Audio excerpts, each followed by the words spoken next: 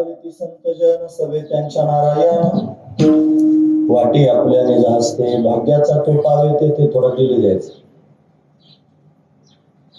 आज काल्याचा प्रसंग आहे. काला म्हणलं की भगवान श्रीकृष्ण परमात्म्याची लीला श्रवण करत जावे. कोणत्याही माध्यमातून लीलेत प्रवेश करता येतो. गोपाळांचं गोपिकांचं खेळाचं वर्णन करणारे अभंग जरी असतील तरी भगवंताचं चरित्र सांगता येतं. आणि काल्याच्या प्रसंगापर्यंत सांगायचं असतं म्हणून काल्याच्या प्रसंगाचा अभंग जरी घेतला तरी भगवंताचं चरित्र सांगता येतं. पण त्याच अनुषंगानाचा हा अभंग श्री संत निळोबाऱ्यांचा आपण चिंतनाकरिता निवडलेला आहे. या अभंगातून निळोबारा विशेष असणारा कालवर्णन करून सांगतात. खर तर काला एक विशिष्ट असणारी प्रक्रिया आहे आणि ती फक्त मनुष्य जन्मात आल्यानंतरच करता येते. इतर जन्मामध्ये इतर योनींमध्ये काला करण्याचं सौभाग्य प्राप्त होत नाही. मग मनुष्य जन्मात आल्यावर सर्वांनाच काला करता येतो का? व सर्वांना करता येतो. मग सर्व करतात का? म्हणजे नाही करत. का नाही करत? त्याचं कारण सर्वांना जरी काला करता येत असलं तरी सुद्धा काला करण्याकरिता आधी स्वतःचा अधिकार तयार करावा लागतो. तरच डॉक्टर होता येत नाही माणसाला, होता येत. मग सगळेच माणसं हॉस्पिटल टाकतात का? नाही. का? त्यांना आधी शिक्षण घ्यावं लागेल मगच हॉस्पिटल टाकते. सरळ गोष्ट आहे. तसं काला सगळ्यांना करता येतो. सगळे डॉक्टर होऊ शकत नाहीत का? होऊ शकतात. पण सगळे हॉस्पिटल टाकणार नाहीत. आधी शिकावं लागेल. तसं काला सगळ्यांना करता येईल पण सगळे करू शकत नाहीत का? त्याचं कारण काल्याचा अधिकार प्राप्त झाला नाही म्हणून. काला कोणालाही नाही करता येत ना. त्याच्याकरिता विशिष्ट असणारा अधिकार प्राप्त करून घ्यावा लागेल. मग कोण काला करू शकतं? इथं शब्द वापरला काला करीती संत जन. संत काला करतात. म्हणजे आपल्याला जर काला करायचं असलं तर आपल्याला काय व्हावं लागेल? सुटसुटीत आहे म्हणा. त्यात काही प्रक्रिया नाही. काला जर करायचा असला, काल्याचा जर प्रसाद प्राप्त करून घ्यायचा असला तर तुम्हाला त्या स्थितीत जावं लागेल. कारण मग कोणी आयरे गैरे आले त्यांना काला दिला असं होत नाही. ते म्हणजे द्यायचं नाही काला. कोणाला द्यायचं नाही? म्हणजे वाकून या ब्रह्मादिका उत्तम लोका दाखव. ब्रह्मदेवाला द्यायचं नाही म्हणजे काला. त्याला वाकुले दाखवायचे. सगळ्या जगाला निर्माण करणारा ब्रह्मदेव त्याला काला द्यायचा नाही. मग त्याला पण नाही द्यायचं. मग स्वर्गातले इंद्र आदी करून आले तर ते म्हणले त्यांना हाकलून लावायचं. त्यांना काला द्यायचं नाही. आजीवस अमरावती काला पहावया येते. देव विसरते देहभावा पुला. देव देहभाव विसरून काला पाहण्याकरिता येतात पण त्यांना काला मिळत नाही. यांना आधीच सांगून टाकलं देवानं सगळ्यांना त्यांना काला द्यायचा नाही. हात धुण्याकरिता सुद्धा नदीवर जायचं नाही. का बरं? काल्याचे आंबेसे देव जळे झाले मासे. देव त्यांनी महाराज पाण्यामध्ये मासे होऊन थांबलेले आहेत काला घेण्याकरिता. त्यांना काला द्यायचा नाही. मग हात धुवायचं काय करायचं? म्हणे चाटून घ्यायची बोट. आणि एवढं करून जर हाताला काही शिल्लक राहिले तर हात टेरी सांगायची मागे पुसून टाकायची. टेरीच का नाव घेतलं असेल? त्याचं कारण सगळ्या अंगात देव असतात ना. इकडं गंध लावायचा, इकडं लावायचा, इथं लावायचा, तिथं लावायचा. सगळीकडे गंध लावतात कारण त्या ठिकाणी एक एक देवता वास्तव्य करते. फक्त इथं कोणती देवता सांगितलं नाही म्हणून तिथं हात पुसायचा. म्हणजे इतका निषेध देवतांचा की त्यांना काला नाहीच द्यायचा. म्हणून शरीरात सुद्धा त्यांनी अंगाला पुसा नाही म्हणले, इकडे पायाला पुसा नाही म्हणले, डोक्याला पुसा नाही म्हणले, मागे हात टिरी सांगत का तर तिथं देव त्यांना राहत नाही.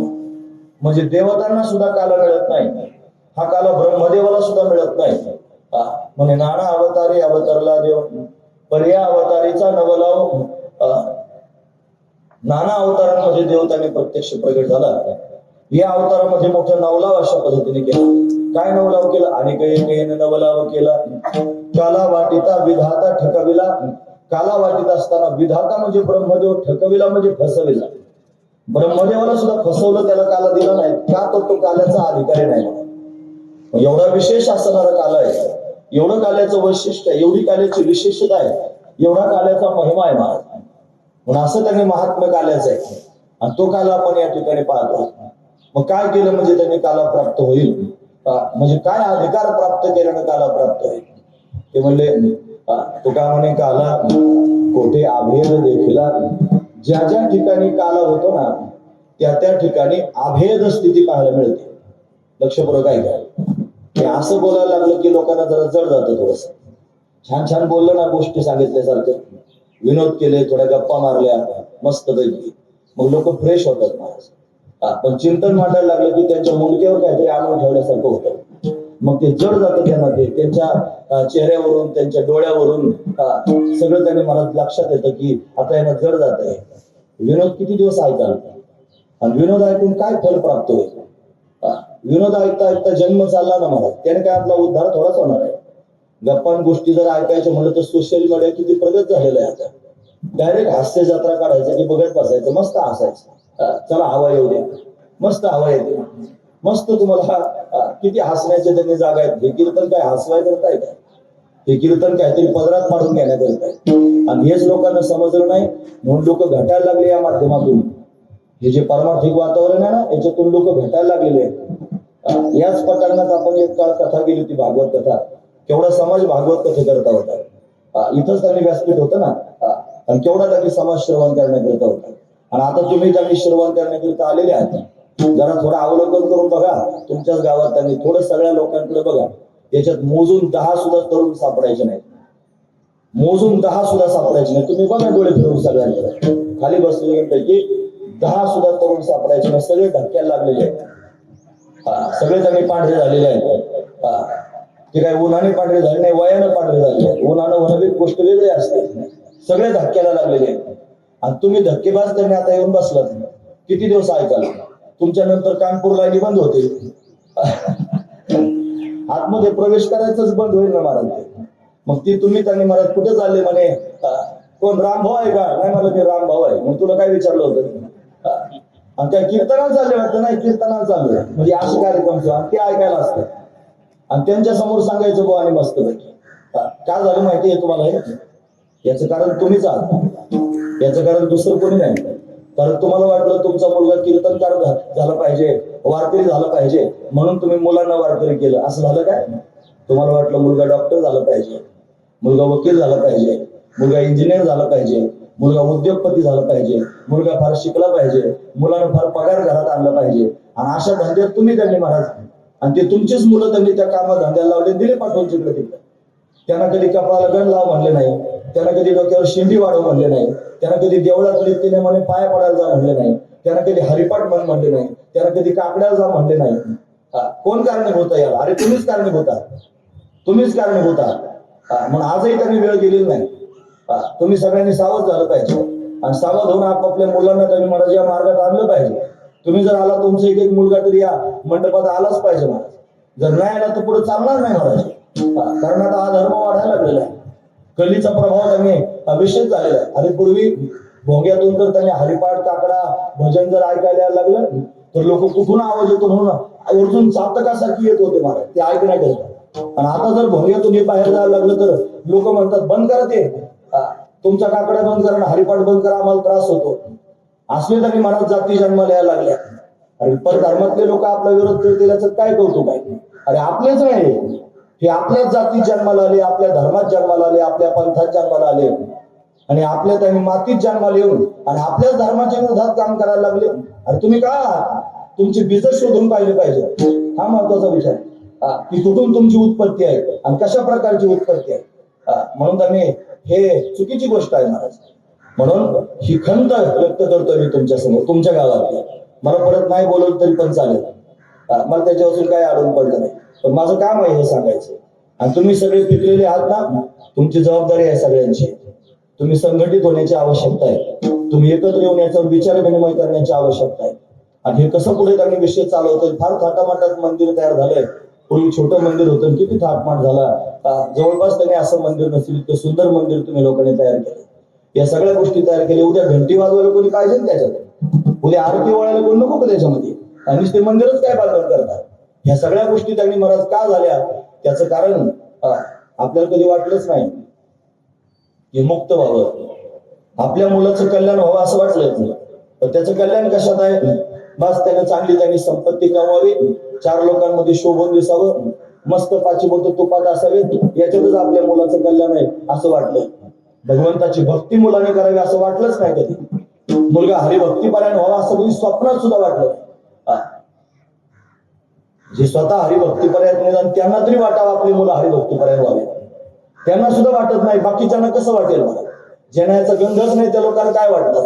तुम्हाला बरं आला आम्हाला शिकवण्याकरता, तुम्हीच बोलवलंय मला, तुम्ही तारीख घेतलेली आहे, तुम्ही बोलवलंय मला, आणि मी बरोबर तिथं बोललो पाहिजे. हे मी नाही बोलायचं, मग कोण बोलणार आहे?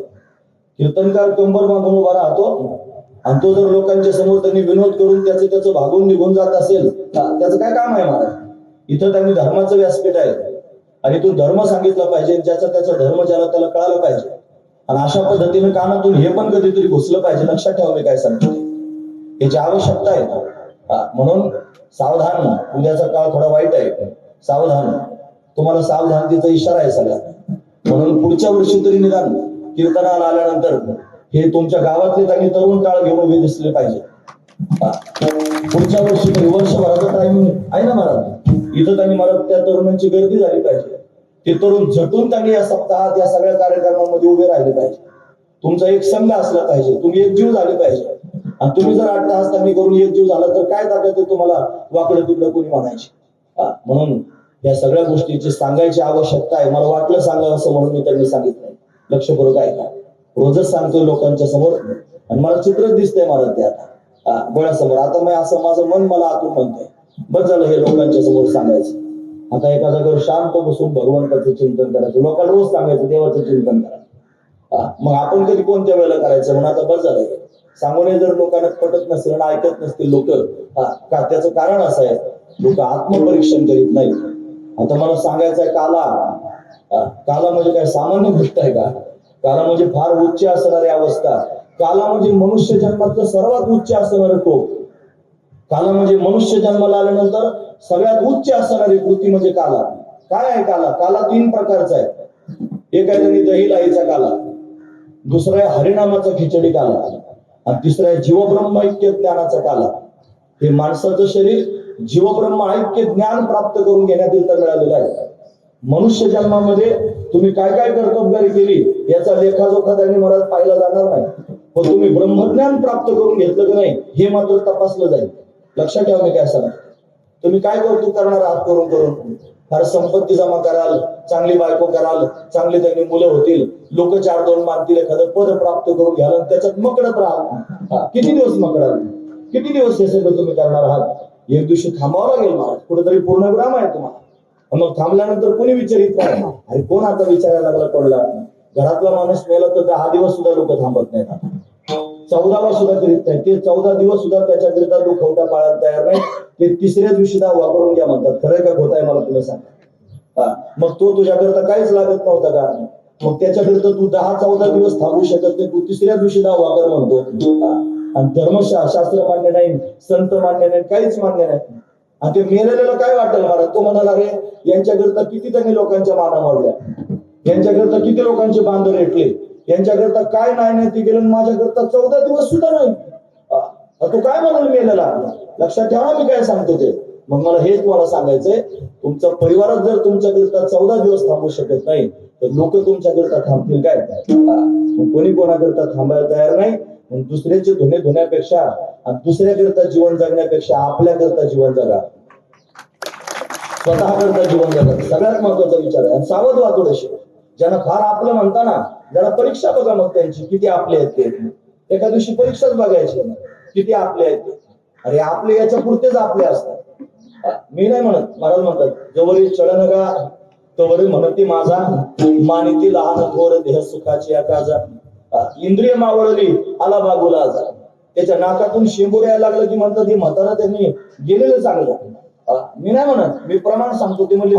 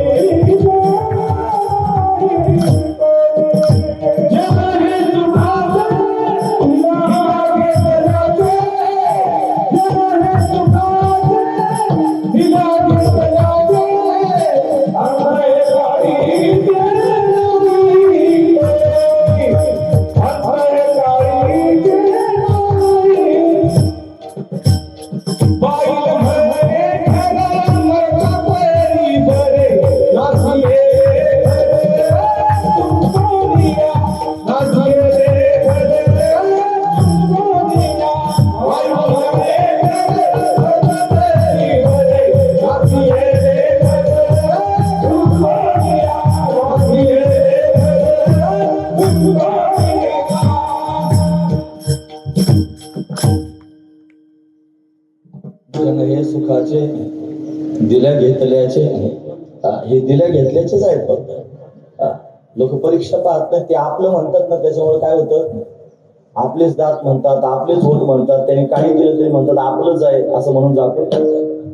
मग ते वृद्ध झाल्यानंतर तिची बायकोच म्हणते, बाईल म्हणे घर मरतात तरी बरे, नासेले घरात होऊन कोणी, कोणाकरता जन्म खर्च करतोय आपण. पुराण काळातला वाल्या पुढे डोळ्यासमोर आणला पाहिजे. उगाच नाही लिहून ठेवला तो वाल्या, उगाच लिहिला नाही. तो गेला होता त्याच्या बायका पोरांना विचारायला, मी रोज वाट माऱ्या करतो म्हणला. रोज त्यांनी महाराज एवढे माणसं मारून रांजण भरवलेले आहेत, तुम्ही आहात का माझ्या पापात वाटेकरी? ते म्हणजे काय संबंध आहे तुझ्या पापात वाटेकरी व्हायचा? तुझं कर्तव्य तू करतोयस, आम्ही नाही तुझ्या पापात वाटेकरी होणार. बायको म्हणली होणार नाही, तुम्हाला घेऊन आलास, मी माझे आईबाप सोडून तुझ्याकरता आले. आईबाप म्हणले आम्हाला तुला लहानचं मोठं करायचं तू केलं, आता तुझी जबाबदारी आम्हाला सांभाळायची, आम्ही कशाला होऊ? पोरं म्हणले आम्ही अजून लहान आहोत, आमच्यावर काय जबाबदारी? आम्ही मोठं झाल्यावर तुझं सांगोपन करायचं नाही, ते पुढचा प्रश्न आहे. कोणीच तयार नाही झालं. मग रामनामाच्या आश्रयाला गेला, मग त्याचं कल्याण झालं. महत्वाचा विचार. म्हणून सावधान व्हा, भगवंताच्या भजनाला लागा, सावध होणे भजनी लागा, देव करा कैवारी. तो परमात्माच त्यांनी आपला, त्याच्या वाचून जगात कोणी आपलं नाही. लक्षात ठेवा, हे कळण्याकरिताच हा सगळा त्यांनी कार्यक्रम असतो. हे 7 दिवसाचा सप्ताह कशाला? काही लोकांना थाटमट दाखवायकरता थोडाच असतो, तर त्यांच्यापेक्षा आपण फार चांगला सप्ताह केला. बऱ्याच ठिकाणी हाच कार्यक्रम चालू आहे आता, त्यांच्यापेक्षा आपलं भारी दिसलं पाहिजे. आणि काय करतो, भारी समजाना नोंदना काही. यात एक शब्द जीवनात जर उतरला नाही तर भारी करून काय करतो? नुसतं मंडपच भारी, लाइटिंग भारी, सगळी सिस्टीम भारी, सगळ्या दुनियादारी भारी केल्या, आणि जे भारी ऐकायचं ते राहूनच गेलं. जे आपल्या हिताचं आहे ते लांबच राहिलं. मग करणीची नावे भलतेची करीत, म्हणून हेच ऐकण्याची गरज आहे. सावधान व्हा. काल्यापर्यंत जर जायचं असेल तर मग मात्र त्यांनी महाराज जीवब्रह्म ऐक्य ज्ञान प्राप्त करून घ्यावं लागेल. आणि माणसाचं शरीर हे जीवब्रह्म ऐक्य ज्ञान प्राप्त करण्याकरिताच मिळालेलं आहे, ते अन्य कारणांकरिता मिळालेलं नाही. तुम्ही काही पुरुषार्थ केला जीवनामध्ये लौकिकातला, तरी तो पुरुषार्थ त्यांनी सामान्य नगण्य आहे. तो पुरुषार्थ तुम्ही किती पुरुषार्थ केला तरी तुमच्यापेक्षा वरती पाहिल्यानंतर त्याच्यापेक्षा भारी दिसणारच आहे. तुम्ही लखपती झालात, पण मकडाला लागले की थोडं वर पाहिलं की तुम्हाला कोट्याधीश दिसणारच आहे. आणि तुम्ही कोट्याधीश जरी झालात तरी थोडं वर पाहिलं की तुम्हाला अब्जाधीश दिसणारच आहे. पण त्याच्या पुढे त्यांनी आहे, मला बाकीचं नाही सांगायचं, मला एवढंच सांगायचं फक्त की तुम्ही काही पुरुषार्थ करत नाही, तुमचं अपूर्णच राहील. संसारात किती पुरुषार्थ केला तरी अपूर्ण राहील. मग हे पुरुषार्थ करण्याकरिता आपला जन्म नसेल. आपला जन्म त्यांनी ब्रह्मज्ञान प्राप्त करून घेण्याकरिता झालेला आहे. आणि ब्रह्मज्ञान प्राप्त करून घेणं याचंच नाव काल आहे.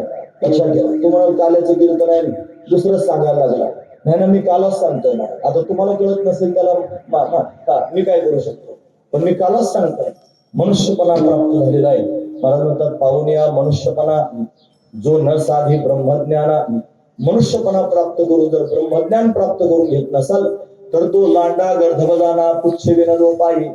म्हणून तो त्यांनी महाराज बिगर शक्तीचा आणि 2 पायाचा गाढव आहे असं म्हणतात. मी नाथांची ओवी तुम्हाला सांगितली. पाहून या मनुष्यपणा प्राप्त करून जो न साधी ब्रह्मज्ञाना, जो ब्रह्मज्ञान प्राप्त करून घेत नाही तो लांडा गर्धबदाना बिगर शक्तीचा गाढव आहे. पुच्छ विनदो पायी बिगर शक्तीचा 2 पायाचा गाढव आहे. म्हणजे नाथ महाराज राज रोज सगळ्या लोकांना गाढव म्हणते. मनुष्य पण तरी साधे नारायण, मनुष्य पण तरी साधे नारायण, नाही बळी पशुमुनी, नाही बळी पशुमुनी, मनुष्य पण तरी साधे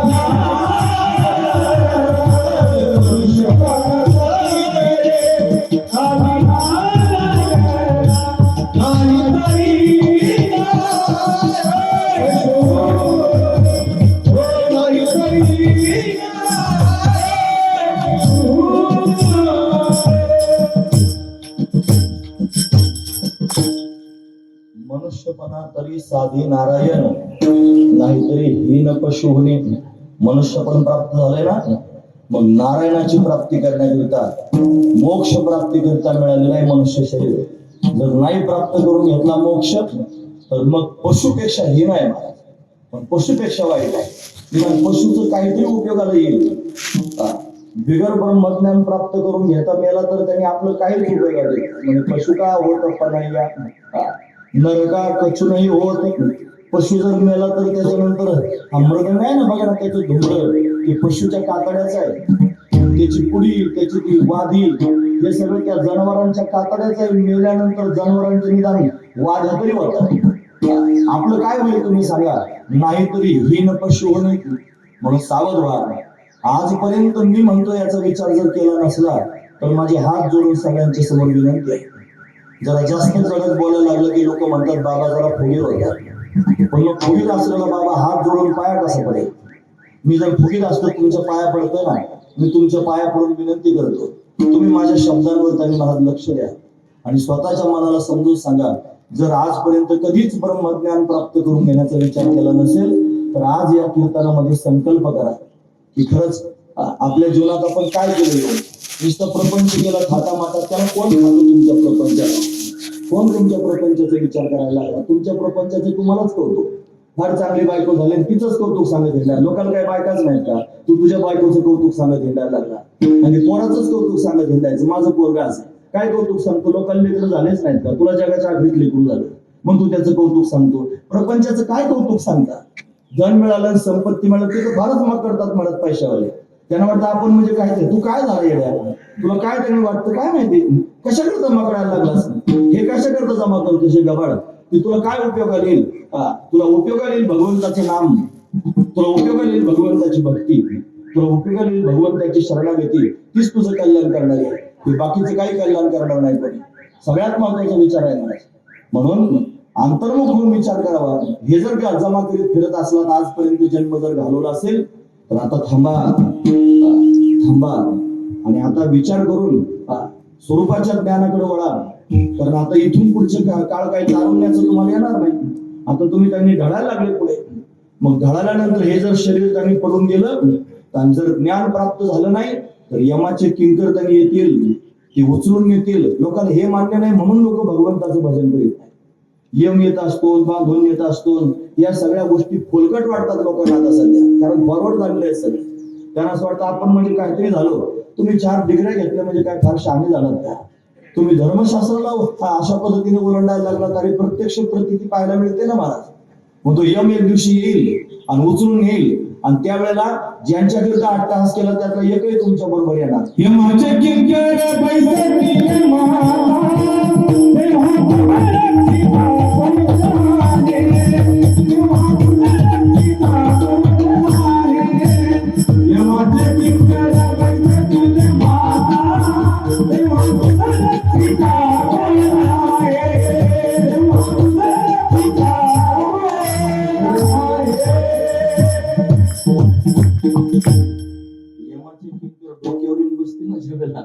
त्यावेळेस कोण सांभाळणार रे बाबा मग सावध झालं पाहिजे मग काय केलं पाहिजे आज जेणे जन्म यमाची साधा यातना ऐसिया साधना करा काही ज्यांना परत जन्माला यावं लागणार नाही यमाची यातना भोगायला मिळणार नाही असं काहीतरी साधन केलं पाहिजे मग ते आता तुम्हाला आमचं तर वय गेले निघून ती चिंता करू नका तुमची तयारी दाखवा ती नका चिंता करू का आता आपलं वय गेलं कसं काय साधना करायची तो विचारच काढून टाका इथं त्या साधनेकरिता वयाची गरज नाही ज्या दिवशी जाग आली ना त्या दिवशी त्यांनी चालायला सुरुवात करायची आज हे ऐकून जर जाग आली असेल लगेच निर्णय करा मला ज्ञान प्राप्त करून घ्यायचंय आणि कोणतं ज्ञान प्राप्त करून घ्यायचं जीवब्रह्मैक्य ज्ञान प्राप्त करून घ्यायचं हे जीवब्रह्मैक्य ज्ञान म्हणजेच काला हा काला त्यांनी प्राप्त करून घ्यायचा मी माझी वाट सोडून जाणार नाही मी वाह्यात तुमच्या समोर बोलणार नाही माझं बोलणं पोट तिडकीचं आहे आणि फार प्रेमाने मी तुमच्या समोर ते सांगतोय आणि तुम्ही ते आत्मसात केलं पाहिजे याची गरज आहे कुठं ब्रह्मज्ञान मिळवावं काहीतरी वेगळंच सांगतोय नाही ना वेगळं नाही सांगत तुम्ही ज्ञानेश्वरी उघडा आणि एकाग्र चित्तानं ज्ञानेश्वरीचं चिंतन करा तुम्हाला ब्रह्मज्ञान होईल तुम्ही तुकोबरांची गाथा उघडा एकाग्र चित्तानं गाथ्याचं त्यांनी महाराज पारायण करा तुम्ही वेळ काढा खरोखर आणि गाथा शांतपणे वाचा तुम्हाला बाकी काहीच करण्याची आवश्यकता नाही तुकोबरांचा गाथा वाचला तरी पण तुम्हाला ब्रह्मज्ञान होईल त्याच्या एका अक्षरात रमाकांत भरलेला आहे एका अक्षरात आहे माझा रमाकांत एवढं साधन आहे मला आणि तुम्ही अनन्य भावनेने जर ज्ञानेश्वरी आणि गाथ्याचा भागवताचा जरी आश्रय केला तर ज्यांनी ते ग्रंथ आपल्या समोर प्रगट केलेत ना त्यांना तुमची चिंता वाटेल आणि तुम्हाला स्वतःहून जरी ब्रह्मज्ञान नाही मिळवता आलं ना तरी ते तुम्हाला ब्रह्मज्ञान देण्याची तरतूद करतील. मी शाश्वतीने आपल्या सगळ्यांच्या समोर सांगतो. फार महत्वाचा विषय. म्हणून रोज नित्यनेमानं गाथा वाचा, ज्ञानेश्वरी वाचा, भागवत वाचा, श्रद्धेनं वाचा, भावनेनं वाचा, निष्ठेनं वाचा. हे जर कराल तर हळूहळू तुम्हाला शास्त्र कळायला लागेल. मग तुम्ही त्या बोधापर्यंत अशा पद्धतीने जाल. याची आवश्यकता आहे. संत मायबाप त्या स्थितीत गेलेले आहेत, ते त्या उच्च अवस्थेत आहेत. पण ब्रह्मज्ञानाची स्थिती त्यांना प्राप्त झालेली आहे. असं नाही सहजासहजी ब्रह्मज्ञान प्राप्त व्हायचं. ते ब्रह्मज्ञान प्राप्त करून घेण्याकरिता तुम्हाला आधी भगवंताचं भजन करावं लागेल. कारण ब्रह्मज्ञानाच्या प्राप्तीकरिता, जीव ब्रह्मैक्य ज्ञानाच्या कार्याकरिता तुम्हाला त्यांनी अधिकार प्राप्त करून घ्यावा लागेल. अनाधिकाराला भेटत नाही महाराज, अधिकारीच व्हावं लागेल. 4 वर्षाची लेक झाली, मुलगी झाली म्हणून लग्न करण्याचा विचार करायला लागला तर 4 वर्षाच्या मुलीचं लग्न केल्यानं तिला संसार कळत नसतो. का नसतो कळत? ती संसाराची अधिकारीच झाली नाही. तुम्हाला मुलगी झाली, 4 वर्ष झाली, घ्या लग्न करून, आणि बोलावला त्याने नवरदेव चांगला धष्टपुष्ट आला. तो त्यांनी जुना काळ होता, दिलं लग्न लावून, आणि बैलगाडीत त्यांनी तो लागला गाडी हाकायला, आणि ती नवरी मागे बसवली. गाडी धडधड जातो. नवरदेव असल्यामुळे तो फुगीर होता, तो त्याच्या मस्तीत होता. ती नवरी मागे बसवली, ती 4 वर्षाची, आणि ती गाडी आदळायला लागलो. त्याला म्हणजे, ए दादा अरे गाडी हळू चालव ना. ती त्या नवरदेवाला म्हणायची, ए दादा अरे गाडी हळू चालव ना. तो काही तिचा दादा होता का? मग तो तिचा दादला, तिचा नवरा होता. पण तिला कुठे नवरा कळतो का? नवरा कळण्याचा अधिकारच झाला नव्हता. नवरा कळावा ना मग ती संसार करील. महत्वाचा विचार आहे. तसं त्यांनी महाराज आपल्याला सुद्धा जीव ब्रह्मैक्य ज्ञानाचा काला जर प्राप्त करून घ्यायचा असेल तर अधिकार तयार करून घ्यावा लागेल ना. असा कसा काला प्राप्त होईल? जीव ब्रह्मैक्य ज्ञान मिळवत म्हणजे अधिकार तयार करा. अधिकार करायचं म्हणजे काय? ज्या मनुष्याने या जन्मी किंवा पूर्वजन्मी निष्काम कर्म आणि निष्काम उपासना करून अंतकरणातील मल आणि विक्षेप हे 2 दोष निवृत्त केलेले आहेत, आणि आवरण निवृत्तीकरिता जो साधन चतुष्टय संपन्न आहे तो ब्रह्मज्ञान विचाराचा अधिकारी. आता असं सांगायला लोक म्हणतात त्याचा अवघडच आहे. इतका अवघड कसं काय आम्हाला पचेल? हा प्रश्न आहे मला. मग असा अधिकार आपल्याला प्राप्त करून घेता यायचं नाही, येईल न घेता. काय करावं लागेल? याच्याकरिता तुम्हाला भगवंताचं नामचिंतन करावं लागेल. तुम्ही निष्ठायुक्त अंतकरणानं, भावयुक्त अंतकरणानं भगवंताच्या समोर जा आणि त्याला म्हणा, देवा मला सुद्धा जीव ब्रह्मैक्य ज्ञानाचा काला प्राप्त करून घ्यायचा आहे, पण माझा अधिकार कमी पडतो. मग तू काहीतरी कर ना माझा अधिकार वाढण्याकरिता. त्याची जर शरणागती केली, त्याच्याशी संवाद साधायला लागले पांडुरंगाबरोबर, आणि तुमच्या मनातले सगळे भाव जर त्याच्या समोर सांगून त्याचं अखंड नामचिंतन करायला लागले तर तुमचा अधिकार होईल महाराज. फार महत्वाचा विचार आहे. भगवंताचं नाम काय करीत नाही, काय न हे केले एका चिंतिता विठ्ठले. त्याचं चिंतन केल्याने काय होत नाही ते सांगा. म्हणून सर्व काही त्याने महाराज भगवंताच्या नामचिंतनानं होऊ शकतं. असं श्रेष्ठ भगवंताचं नामचिंतन आहे. म्हणून त्या नामचिंतनात पदार्पण केलं पाहिजे. तो नामचिंतनाचा सुद्धा कालाच आहे. मी म्हणतो असं नाही ते म्हणजे हरिनामाचा खिचडी काला, पण भगवंताचं नाम आणि भगवंताचं स्मरण 2 गोष्टी एकत्र झाल्या पाहिजे. राम म्हणलं की कोदंड पाणी राम डोळ्यासमोर उभा राहिला पाहिजे. नाम घेणारा नामरूप झाला पाहिजे. अशा पद्धतीची त्याची अवस्था झाली पाहिजे. तो हरिनामाचा खिचडी काला आहे. एकनिष्ठतेनं भगवंताचं नामचिंतन केलं पाहिजे. अनन्य भावनेनं भगवंताचं नामचिंतन केलं पाहिजे. मला काहीच कळत नाही या भावनेत केलं पाहिजे. चोखोबारायांच्या पत्नीचं नाव तर सोयराबाई. त्यांनी अभंग लिहिला महाराज. लोक म्हणतात पूर्वी स्त्रियांना शिक्षण नव्हतं. उद्या आपल्या काहीतरी बाता मारायच्या. स्त्रियांना जर शिक्षण नव्हतं तर चोखोबारायांच्या पत्नीने अभंग कसे काय लिहिले? 700 वर्ष 750 वर्षापूर्वीची गोष्ट मी तुम्हाला सांगताय. आणि ते पण त्यांनी महाराज हिन दिन जाती मोरी पण धरिकी राया अशा त्यांनी महाराज समाजात जन्माला आले होते. आणि मग आता त्यांनी महाराज त्यांना शिक्षण नव्हतं, अभंग कसे काय लिहिले? जनाबाई काही कॉलेजात जात होते काय? अभंग लिहिले. मुक्ताबाईला काय त्यांनी PhD केली होती म्हणून अभंग लिहिले. काय केलं? स्त्रियांना शिक्षण नव्हतं कोण म्हणतं? आता अलीकडे मुघलांनी आक्रमण केले, आया बहिणींवर अत्याचार करायला लागले, तेव्हा या बायका सुरक्षित राहाव्यात म्हणून लोकांनी घरात डांबून ठेवल्या. का आपल्या आबरूचा वट्यावर त्यांनी आणतील. आणि ते दुष्टच प्रवृत्तीचे होते. का बरं अफजल खान फाडला महाराज छत्रपतीने? तो फाडण्याचं कारणच होतं ते काय जातीचं भांडण थोडंच होतं. तो दुराचारी होता म्हणून मारला. हा महत्वाचा विचार आहे. तो जातीवादी म्हणून मारला नाही. लोक जातीकडे नेत असतील तर ते मूर्ख आहेत. हा महत्वाचा विचार आहे. का मारला अफजल खान? का फाडून टाकला अफजल खान? त्याचं कारण दुराचारी होता. तो माता भगिनींवर अत्याचार करत होता. त्याने त्यांनी महाराज कितीतरी मूर्ती देवदेवतांच्या फोडल्या होत्या. दुसऱ्याच्या धर्माची निंदा करायला कोण सांगतं महाराज? आम्ही दुसऱ्याच्या धर्माची निंदा करीत नाहीत कंबर बांधून. आमचा धर्म आम्ही सांगतो. म्हणून त्यांनी दुराचारी मारला, हा महत्वाचा विचार आहे. त्या बायका त्यांनी लपून ठेवण्याचं कारण एवढंच होतं की हे दुष्ट त्यांनी त्यांच्यावर आक्रमण करत होते. म्हणून आताच्या काळात ते शिक्षण त्यांना बंद पडलं. त्यांचं शिक्षण होतं ना, ते म्हणतात आम्हा नकळे वेद नकळे पुराण शास्त्राचे वचन नकळे आम्हा. सोयराबाई म्हणतात एवढा अभंग लिहिले महाराज. असं एक एक अभंग आहे की अंगावर रोमांच उभे राहतात. सोयराबाईंचे अभंग. हे अवघा रंग एक झाला, अवघा रंग एक झाला, अवघा रंग एक झाला, अवघा रंग एक झाला, अवघा रंग एक झाला, अवघा रंग एक झाला, अवघा रंग एक झाला, अवघा रंग एक झाला. रंगी रंगला श्रीरंग रंगी रंगला श्रीरंग. रंग एक झाला, अवघा रंग एक झाला, अवघा रंग एक झाला, अवघा रंग एक झाला.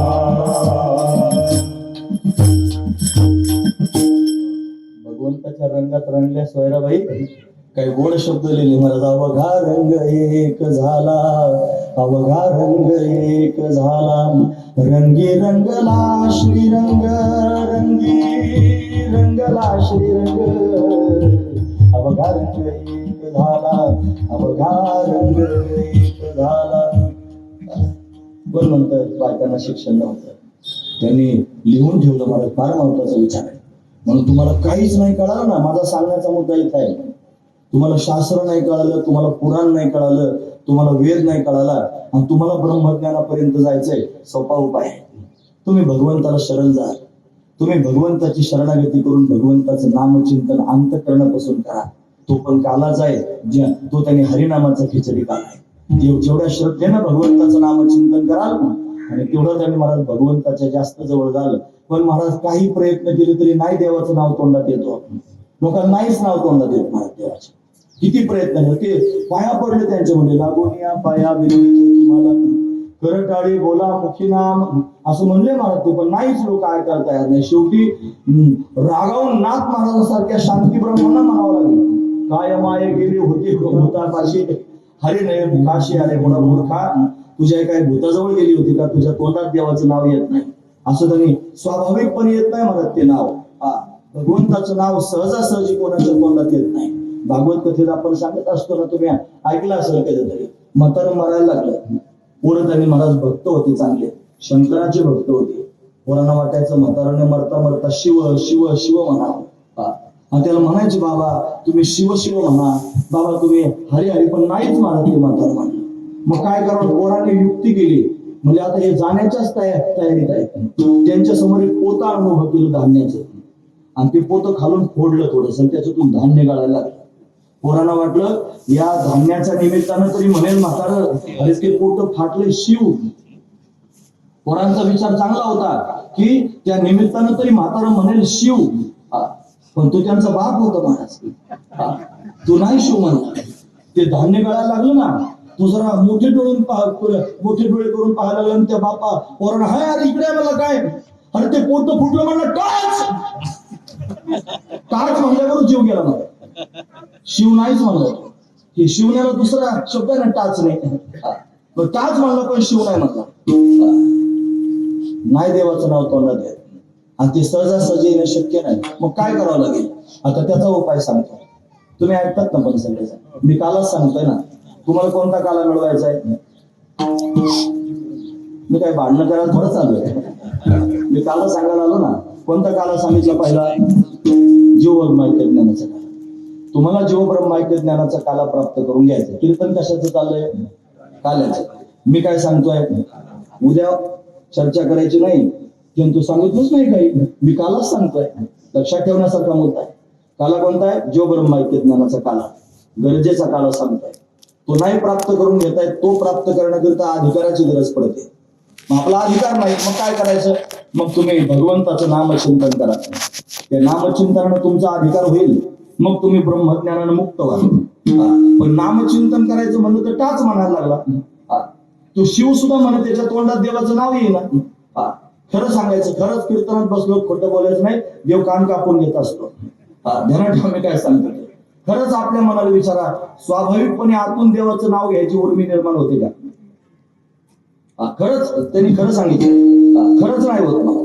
लोक विनवण्या करतात, आधी काहीतरी जप, मग सांगावं लागतं बाबा 11 माळी तरी जप न दिवसातून तू थोडा वेळ काढून 11 माळी जप कर, असं म्हणावं लागतंय त्याला.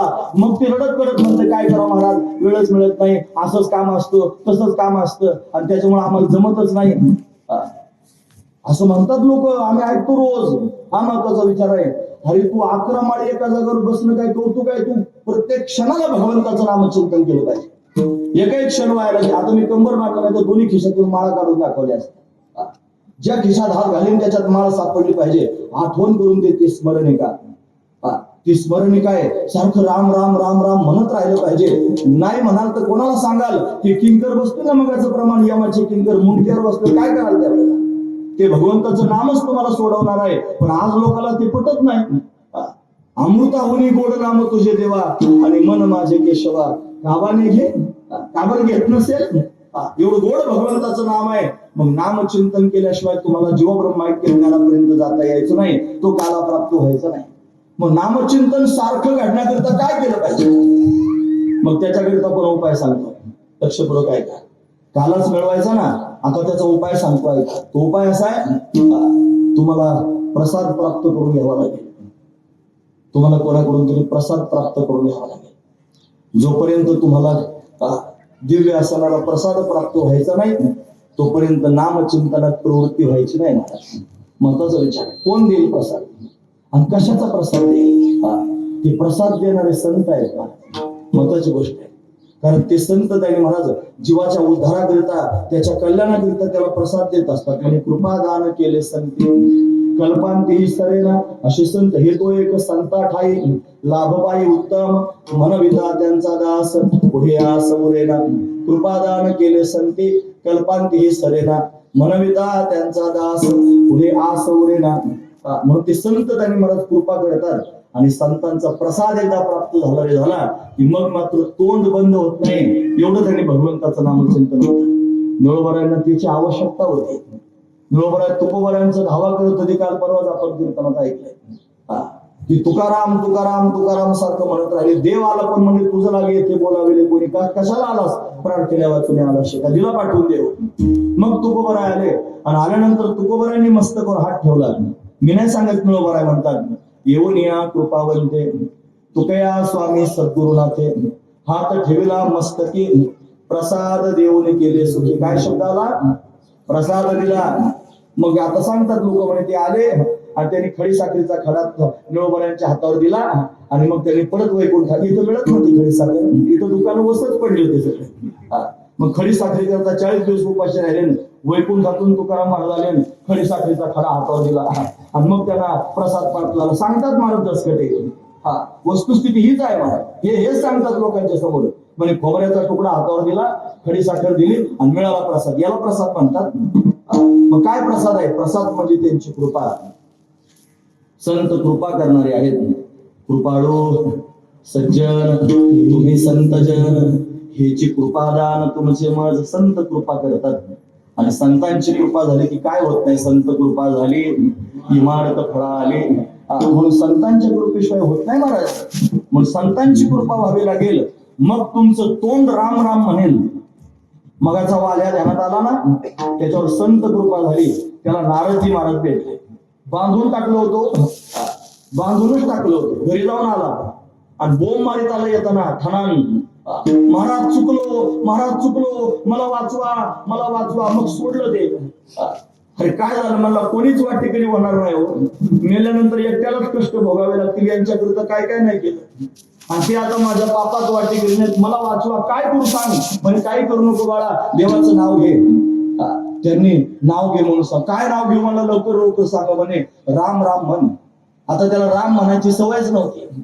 त्याला good morning, good afternoon, good evening, good night असली सवय होती. राम राम म्हणायची लाज वाटते लोकांना आता सध्या.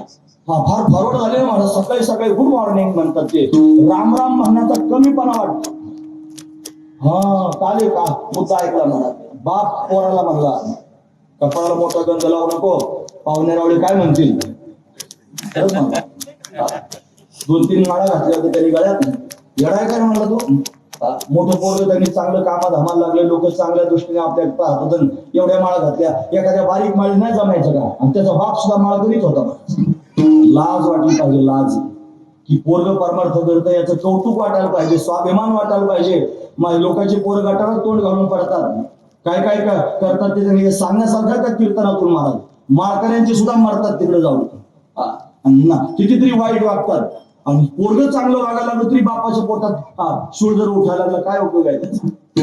लक्षात ठेवा मी काय सांगतो, या शब्दात बोललं पाहिजे लोकांना. लोक आता नाजूक बोलण्यासारखे राहिले नाहीत महाराज. लोक काही मग बोलले नाहीत, त्यांना अशाच शब्दात बोललं पाहिजे. आणि माझ्या मनाने पक्क ठरवलेलं आहे आता मी असंच बोलत राहणार. काय करतील हे लोक करून करून, ती म्हणतील असली भ्याद परत आपल्या गावात बोलू नका. नाही बोल तुमच्या वाचून काय पडलं माझं आडलं. मी तर भगवंताचं भजन करतोय ना. माझ्या गुरुने मला सांगितलेलं आहे, माझ्या गुरुने माझ्यावर कृपा केलेली आहे. आणि त्यांनी एवढं दान केलंय महाराज की तुमच्याकडून काय अपेक्षा करायची. तुम्ही काय देऊ शकता. देऊन 2 गोष्टी, एक तर धन द्याल नाहीतर मान द्याल. तुमचं धनही मला नको, तुमचा मानही मला नको. तुमचं तुम्हालाच राहू. आम्हाला देवाकडूनच काही मिळवायचं नाही, तुमच्याकडून कशाची अपेक्षा करायची. पण काही आवश्यकता नाही. भगवंताचं नाम श्रेष्ठ आहे महाराज. ते नाम कोणी पण तुम्हाला देऊ शकणार नाही. त्याच्याकरिता संतांची गरज आहे.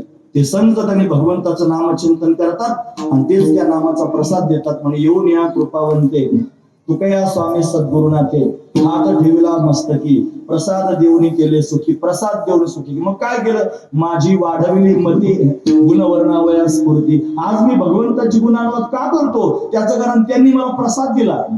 आणि त्या प्रसादाने आज मला भगवंताचं चिंतन करण्याची उर्मी निर्माण झाली.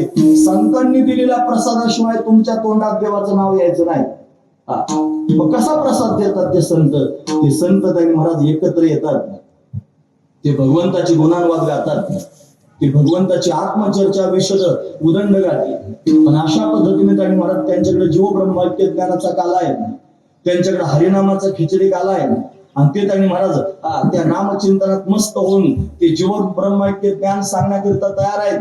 तो कालाच त्यांच्या मुखातून त्यांनी महाराज अशा पद्धतीने प्रवाहित होतो. ते एकत्र आले की काय करतात, म्हणे काला करतात. एकत्र आले की काय करतात, म्हणे काला करतात. आणि त्या काल्याचाच प्रसाद वाटीत राहतात. त्यांच्याकडे वाटण्याकरताच आहे महाराज. मग ते संत काला वाटतात. त्यांचा काय अधिकार सांगा. आणि त्यांच्याकरिता देव तळमळतो, त्यांच्याकरिता देव कासावीस होतो, त्यांच्याकरिता देव व्याकुळ होतो. देव त्यांनी महाराज स्वतःला विसरतो. नाचायला लागला तर त्याचं धोतर गळालं तरी त्याला कळत नाही महाराज. नाचता नाचता देवाचा गळाला पितांबर. याला त्या संतांची एवढी आवड लागलेली आहे. याला नावडे वैकुंठ, शेषाचे शयन, वैष्णव सदन आवडले. याला वैष्णवांचं घर आवडतं. त्याचं सुख त्या वैष्णवांचं त्याला प्राप्त होतं. या सुखाकारणे देव वेडावला आणि वैकुंठ सोडून संत सदनी राहिला. संतांच्या घरी त्याने वैकुंठ सोडून संतांच्या घरी येतो. ज्ञानोबा आहे त्याने भगवंताचं मनोगत सांगतात. ते म्हणतात तया संगाचे सुरुवाडे.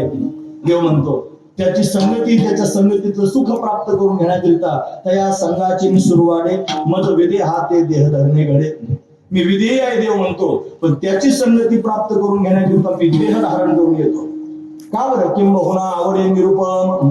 त्याचीच मला आवड लागली आहे त्या संतांच्या भेटीची. फार महत्वाची गोष्ट आहे, देवाला संतांच्या भेटीची आवड लागली. संतांचे हे सुख झाले या देवा, म्हणून सेवा करी त्यांची. तेथे माझा काय कोण तो विचार, वर्णावया पार महिमा त्यांचा. काय करतो मग, दोवरी दोन्ही भुजा आलो घेऊनी, आलिंगावया लागून तयाचे अंग.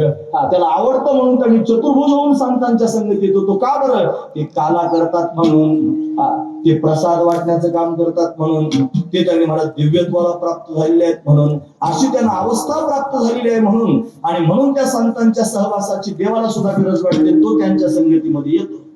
हे संत काला करतात आणि देव त्यांच्या संगतीमध्ये येतो. प्रत्यक्ष नारायण त्या संतांच्या संगतीमध्ये येतो. काल्याच्या प्रसंगामध्ये निळोबराने हे चित्र आपल्या डोळ्यासमोर उभं केलं. म्हणा ना,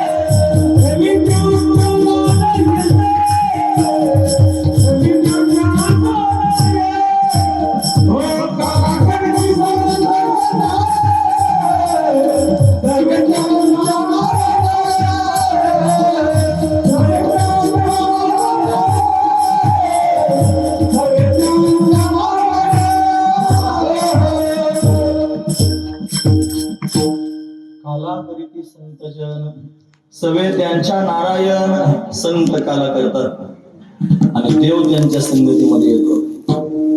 देवाला त्यांच्या संगतीत यावंसं वाटतं. एखाद्या माणसाच्या संगतीत जावंसं वाटतं आपल्याला. का बरं जावंसं वाटत असेल? त्याच्याकडे एक विशिष्ट असणारं आकर्षण असतं आणि म्हणून तर त्यांनी महाराज त्याच्या संगतीत सदैव जावं असं, एक शब्दभर तरी बोलावं असं वाटतं, एकदा तरी त्याला पाहावं असं वाटतं. आमच्यासारखे बुवा लोक आम्हाला निमित्त करून लोक फोन करतात. काहीतरी बोलायचं त्यांनी महाराज, काही काम नाही अजिबात, काहीच नाही, पण निमित्त करायचं काहीतरी. आणि निमित्त करून फोन करायचं म्हणायचं, हॅलो महाराज असं असं होतं बरं का, असं फक्त 2 शब्द ऐकण्याकरिता, आमच्यासारख्याचं ऐकण्याकरिता त्यांनी जर तरसतात, तर देवाचं ऐकायकरिता काय होत असेल जीव महाराज. फार महत्वाची गोष्ट आहे. ज्या देवाला पाहण्याकरिता ऐकण्याकरिता तरसतात भक्त, तो देव त्या संतांच्या संगतीत जाण्याकरिता तरसतो.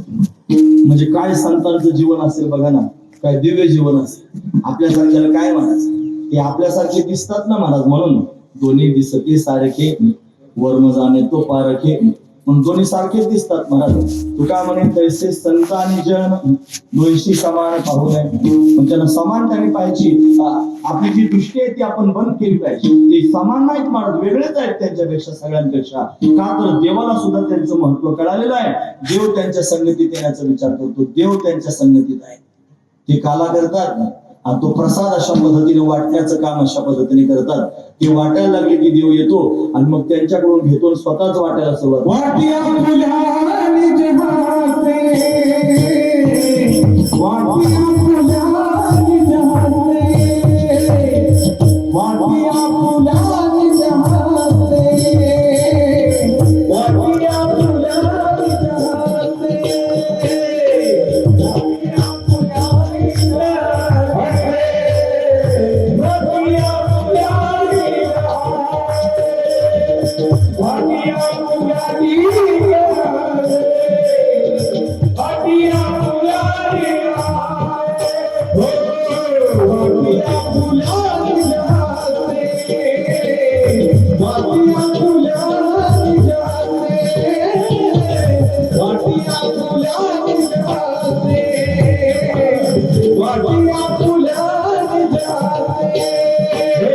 वाटिया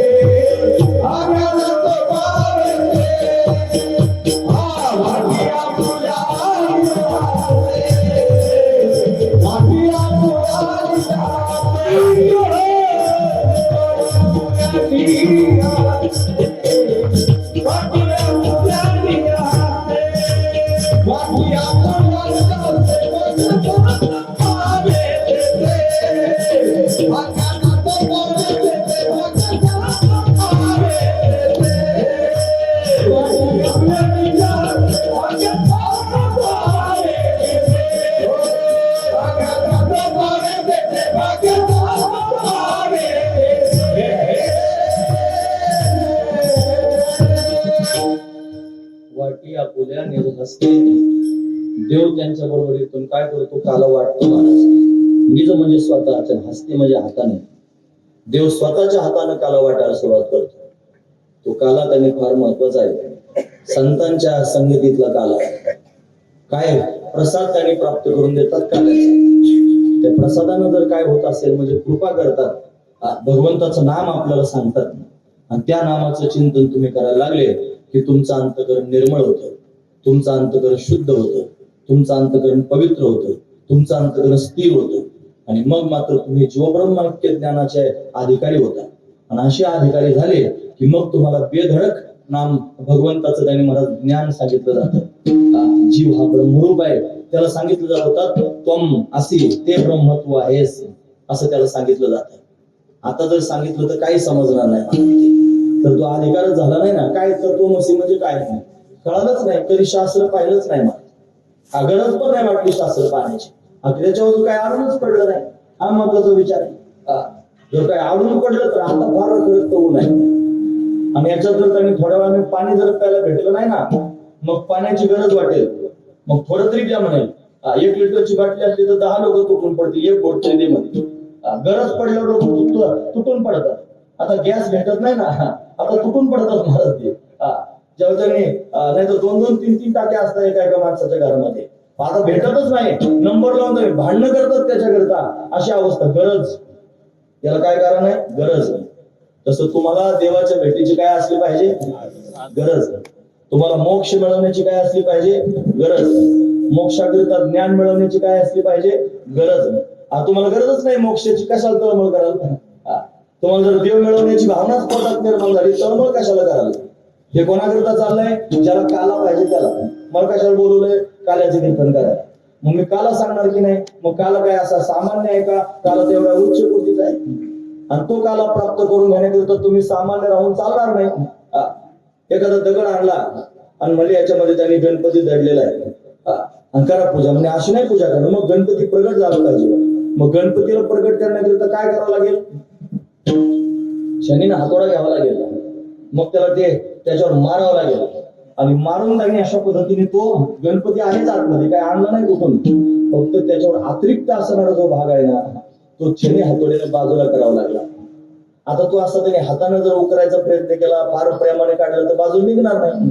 त्यातला गणपती प्रगट करण्याकरिता त्याला शनीची हातोड्याचीच गरज असते. त्याच्याशिवाय गणपती त्या दगडातून बाहेर पडणार नाही. तसं तुमच्या अंतकरणामध्ये मोक्ष प्राप्तीची अपेक्षा निर्माण होण्याकरिता शनीची हातोड्याचीच गरज आहे. आणि तो शनी हातोडा म्हणजे कठोर शब्द. हामाघरी धन शब्दांचीच रत्ने आणि शब्दांचीच शस्त्रे यत्न करू. हे शब्द धन पण आहे आणि शब्द शस्त्र पण आहेत. पण हे शब्द त्यांनी जाऊन धडकतात आणि आबरूचा माणूस त्याचा स्वीकार करतो. बिगर आबरूची काय, त्यांना किती धोपाटे घालण्याचं काय करा, ते आपले मस्त असतात, त्यांना काही घेणं देणं वाटत नाही. ते म्हणतात या बुवा लोकांची सवयच आहे बडबड करायची, किती घ्यायचं आपल्या मनावर आहे असं म्हणतात खुशाल लोक, त्यांनी सोडून देतात. आबरूचा घेतो, तो विचार करतो की खरंच आपल्याला गरज आहे याची. मग हे शब्द त्याचा अतिरिक्त भाग बाजूला करण्याकरिता असतात. मग त्याला कळतंय याच्यातून की आपला जन्म ब्रह्मज्ञानाकरिता झालेला आहे, आपला जन्म जीवब्रह्म ऐक्य ज्ञानाचा काला खाण्याकरिता झालेला आहे, आपला जन्म मोक्ष प्राप्त करण्याकरिता झालेला आहे. मग त्या मोक्ष प्राप्तीकरिता अट्टहास करायचा असेल तर मग हा सूत्रबद्ध परत एकदा ऐका. मग नामचिंतन करावं लागेल. ते नामचिंतन जर स्वतःहून करता आलं नाही, संतांच्या संगतीत जावं लागेल. मग ते संत तुम्हाला प्रसाद देतील. तिसरा काला दही लाहीचा काला, तिसरा काला दही लाहीचा काला, त्यांच्या हाताने प्रसाद प्राप्त होईल. पण ते त्यांनी महाराज असे आहेत, प्रसाद देण्याकरिता तयार आहेत, पण त्यांच्याकरिता देव प्रगट होतो, तो स्वतःच्या हाताने प्रसाद द्यायला तयार होतो. देवाच्या हाताने काला प्राप्त होतो. मग तो त्यांनी काला देतो म्हणजे प्रसाद देतो. त्यानं त्यांनी चित्त शुद्ध होतं, नामस्मरण त्यांनी अखंड होऊ लागलं की अधिकार तयार होतो. मग जीवब्रह्म ऐक्य ज्ञानाचा काला प्राप्त होत असतो. म्हणजे इथपर्यंत कळालं की तो येतो, तो स्वतः त्यांनी देतो. कोणाला देतो? कोण काला त्यांनी प्राप्त म्हणे भाग्याचा तो पावे. तेथे जे भाग्यवान आहेत तेच हा काला प्राप्त करून घेतील. मग कोण भाग्यवान आहेत? आपल्या दृष्टीने भाग्यवान म्हणजे कोण? तुम्ही ऐकतात ना पण सगळ्या. आपल्या दृष्टीतून भाग्यवान कोण? आपल्या व्याख्याच वेगळ्या असतात. आपल्या ठरवलेल्या व्याख्या असतात. संतांनी खोडून काढल्या ना. आपल्या दृष्टीने चांगली बायको मिळाली, फार भाग्यवान आहे, त्याला फार चांगली बायको मिळाली. 2-4 मुलं झाली, फार भाग्यवान आहे, त्याला 2-4 मुलं झाली. आपल्या दृष्टीने फार चांगली नोकरी लागली, काय भाग्यवान आहे, त्याला लगेच नोकरी लागली आणि ती पण सरकारी लागली आणि एवढं त्यांनी पॅकेज मिळायला लागलं. भाग्यवान आपल्या दृष्टीने हे भाग्यवान आहे.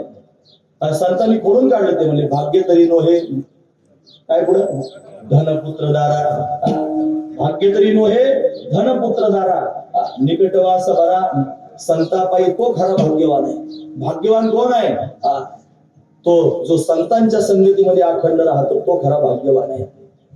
भाग्यवान कोण आहे? भाग्यवंत मनोदया शरण गेले पंढरीराया, शरण गेले पंढरीराया, शरण गेले पंढरीराया. भाग्यवंत मनोदया शरण गेले पंढरीराया, शरण गेले पंढरीराया,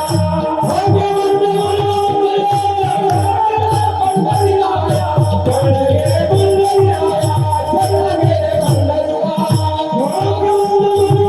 भाग्यवंत मनोदया पंढरीराया, शरण गेले पंढरीराया, शरण गेले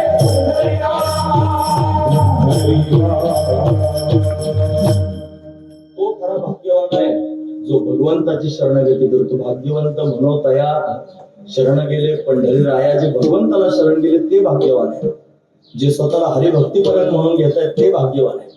जे भगवंताकरता कपाला गंध लावतायत ते भाग्यवान आहे. जे अखंड भगवंताचं चिंतन करतात ते भाग्यवान आहे. हा महत्वाचा विचार आहे. म्हणून भाग्यवंत ते आहेत. काला कोणाला मिळतो? भाग्याचा तो पावे तेथे. जे भाग्यवान आहेत त्यांना काला मिळतो.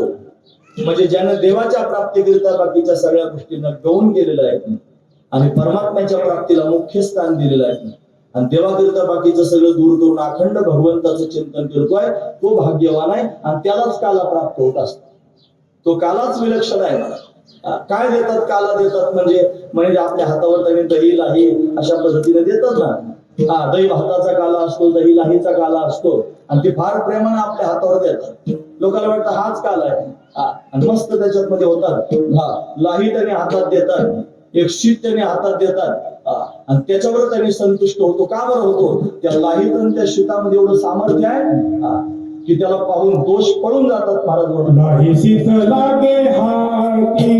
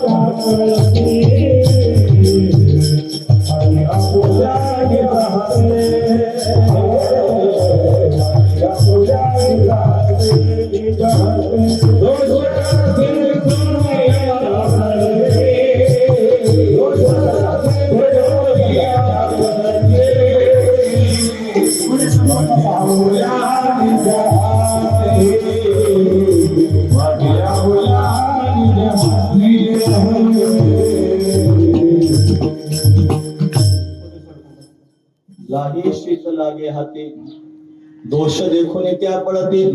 एक लाही जर हाताला लागली, एक शीत जर हाताला लागलं तर दोष त्यांनी पळून जातात. एवढं सामर्थ्य त्याच्यात आहे. मला ही लाही हाताला लागणं म्हणजे जीवनमुक्त अवस्था हाताला येणं असा त्याचा अर्थ आहे. लाही होणं म्हणजे काय? म्हणजे बीज भाजून केली लाही, आम्हा जन्म मरण लाही, म्हणून त्यांनी बीज भाजून लाही केली जाते. लाही वेगळी, मुरमुरा वेगळा. मुरमुरे ह्याच्यात मुरमुरे घालतात लोक. ते मुरमुरे त्यांनी आणायचे नंतर हे आणून एकत्र करून त्याच्यात घालायचं, त्यालाच काला म्हणायचं.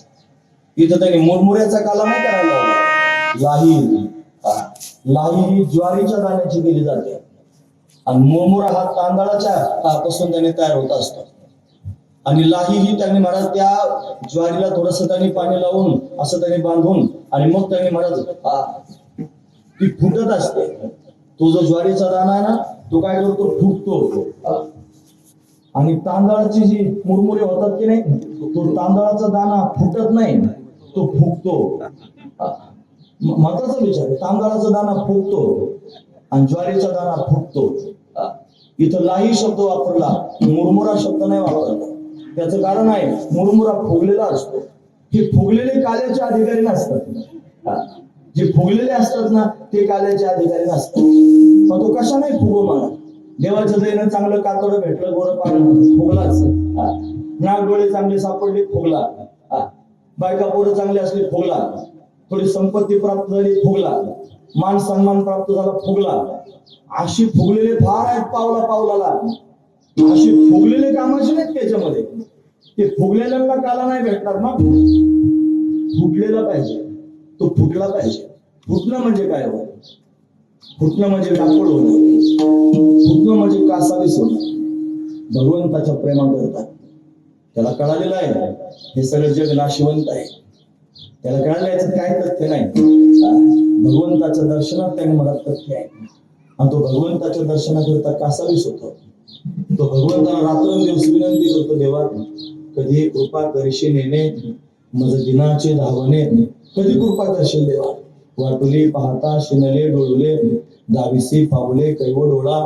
तुमाय माऊली कृपेची सावली विठ्ठले पाहिली वास तुझी देवा कधी भेटशील तू जर आला नाही हे शरीर जर पडून गेलं हे आयुष्य जर संपून गेलं मग काय माझा जन्माचा उपयोग होईल मग तुझ्याकरिता जन्म मिळालेला आहे तुझ्या भेटीकरिता माझा जन्म त्यांनी झालेला आहे दिले इंद्रिय हात पाय कान डोळे मुख बोलाया वचन जिने तू जोडसी नारायण नासेब जीवपण भवरोग नारायणाच्या प्राप्तीकरिता जन्म प्राप्त झाला जर तुम्हाला प्राप्त झाला नाही तर माझं काय होईल असा विचार करून ज्याचं अंतकरण भगवंताच्या समोर फुटत असं फुटलं पाहिजे कासावीस झालं पाहिजे एवढं ऐकून ठेवू नका असं ऐकायला लागलं बुवा बोलायला लागलं की आपले पानं तपासायचे आपण किती वेळा फुटलो आपण कधी देवाल किती छान देवळं बांधून ठेवले असा आखीव देखील राम आहे महाराज पाहतच राहावा तो विठोबा त्यांनी पाहण्यासारखाच आहे सगळ्याच मूर्ती त्यांनी महाराज पाहण्यासारख्या आहेत किती वेळा जाऊन उभे राहिलो आपण त्याच्यासमोर आपल्या मनाला विचारलं पाहिजे किती वेळा हात जोडून म्हणलो देवा तू कसं भेटत नाहीस तू कसं दिसत नाहीस कधी येशील कधी माझ्यावर कृपा करशील कधी मला तुझं दर्शन होईल माझा जन्म कधी सफल होईल तुका म्हणे जन्म आल्याचे सार्थक विठ्ठलजी एक देखलिया तुला पाहण्याचं सौभाग्य मला कधी प्राप्त होईल अशी भावना त्याच्या समोर व्यक्त करणारे किती लोक आहेत जे व्यक्त करतात ना त्याच्या समोर भावना ती फुटलेले आहेत त्यांचं हृदय फुटो पाहे हृदय त्यांचं हृदय भगवंताच्या प्रेमाकरिता फुटू पाहत अशी अवस्था झाली पाहिजे की लाही शब्दाचा अर्थ होतो जीवनमुक्त अवस्था जीवनमुक्त झालं की दोषाचं कामच राहत नाही शीत कुठे कुठे दही भाताचा काला सांगितलं जातं म्हणजे लोकांनी दोन शब्दांची नियुक्ती केली ते म्हणजे लाही शीत लागे हाती लाही पण म्हणले शीत पण म्हणले कोणत्याने दही भाताचा काला असा होत असतो की नाही पण भात सुद्धा तांदळाचा जर वापर करायचा असला तर तांदळाला शिजवावं लागतं फार महत्वाचा विचार आहे तांदळाचा दाणा कडक असतो ना तो शिजवला चांगला शिट्ट्या देऊन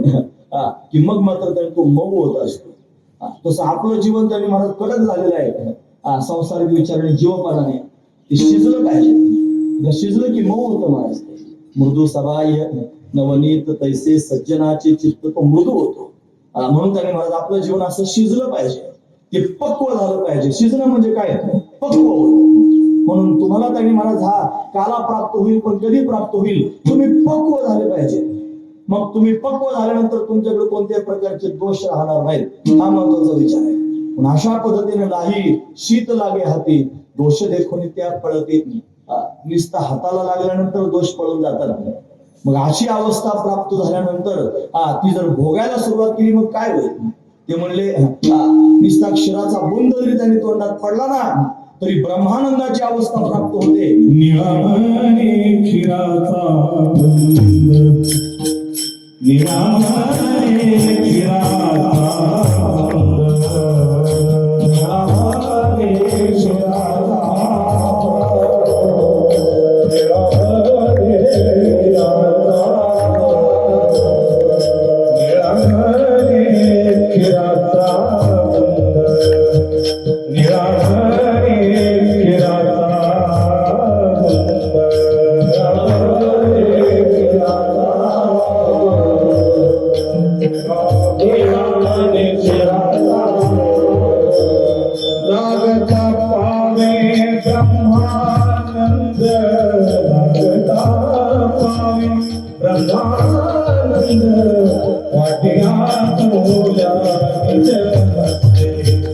वाटिया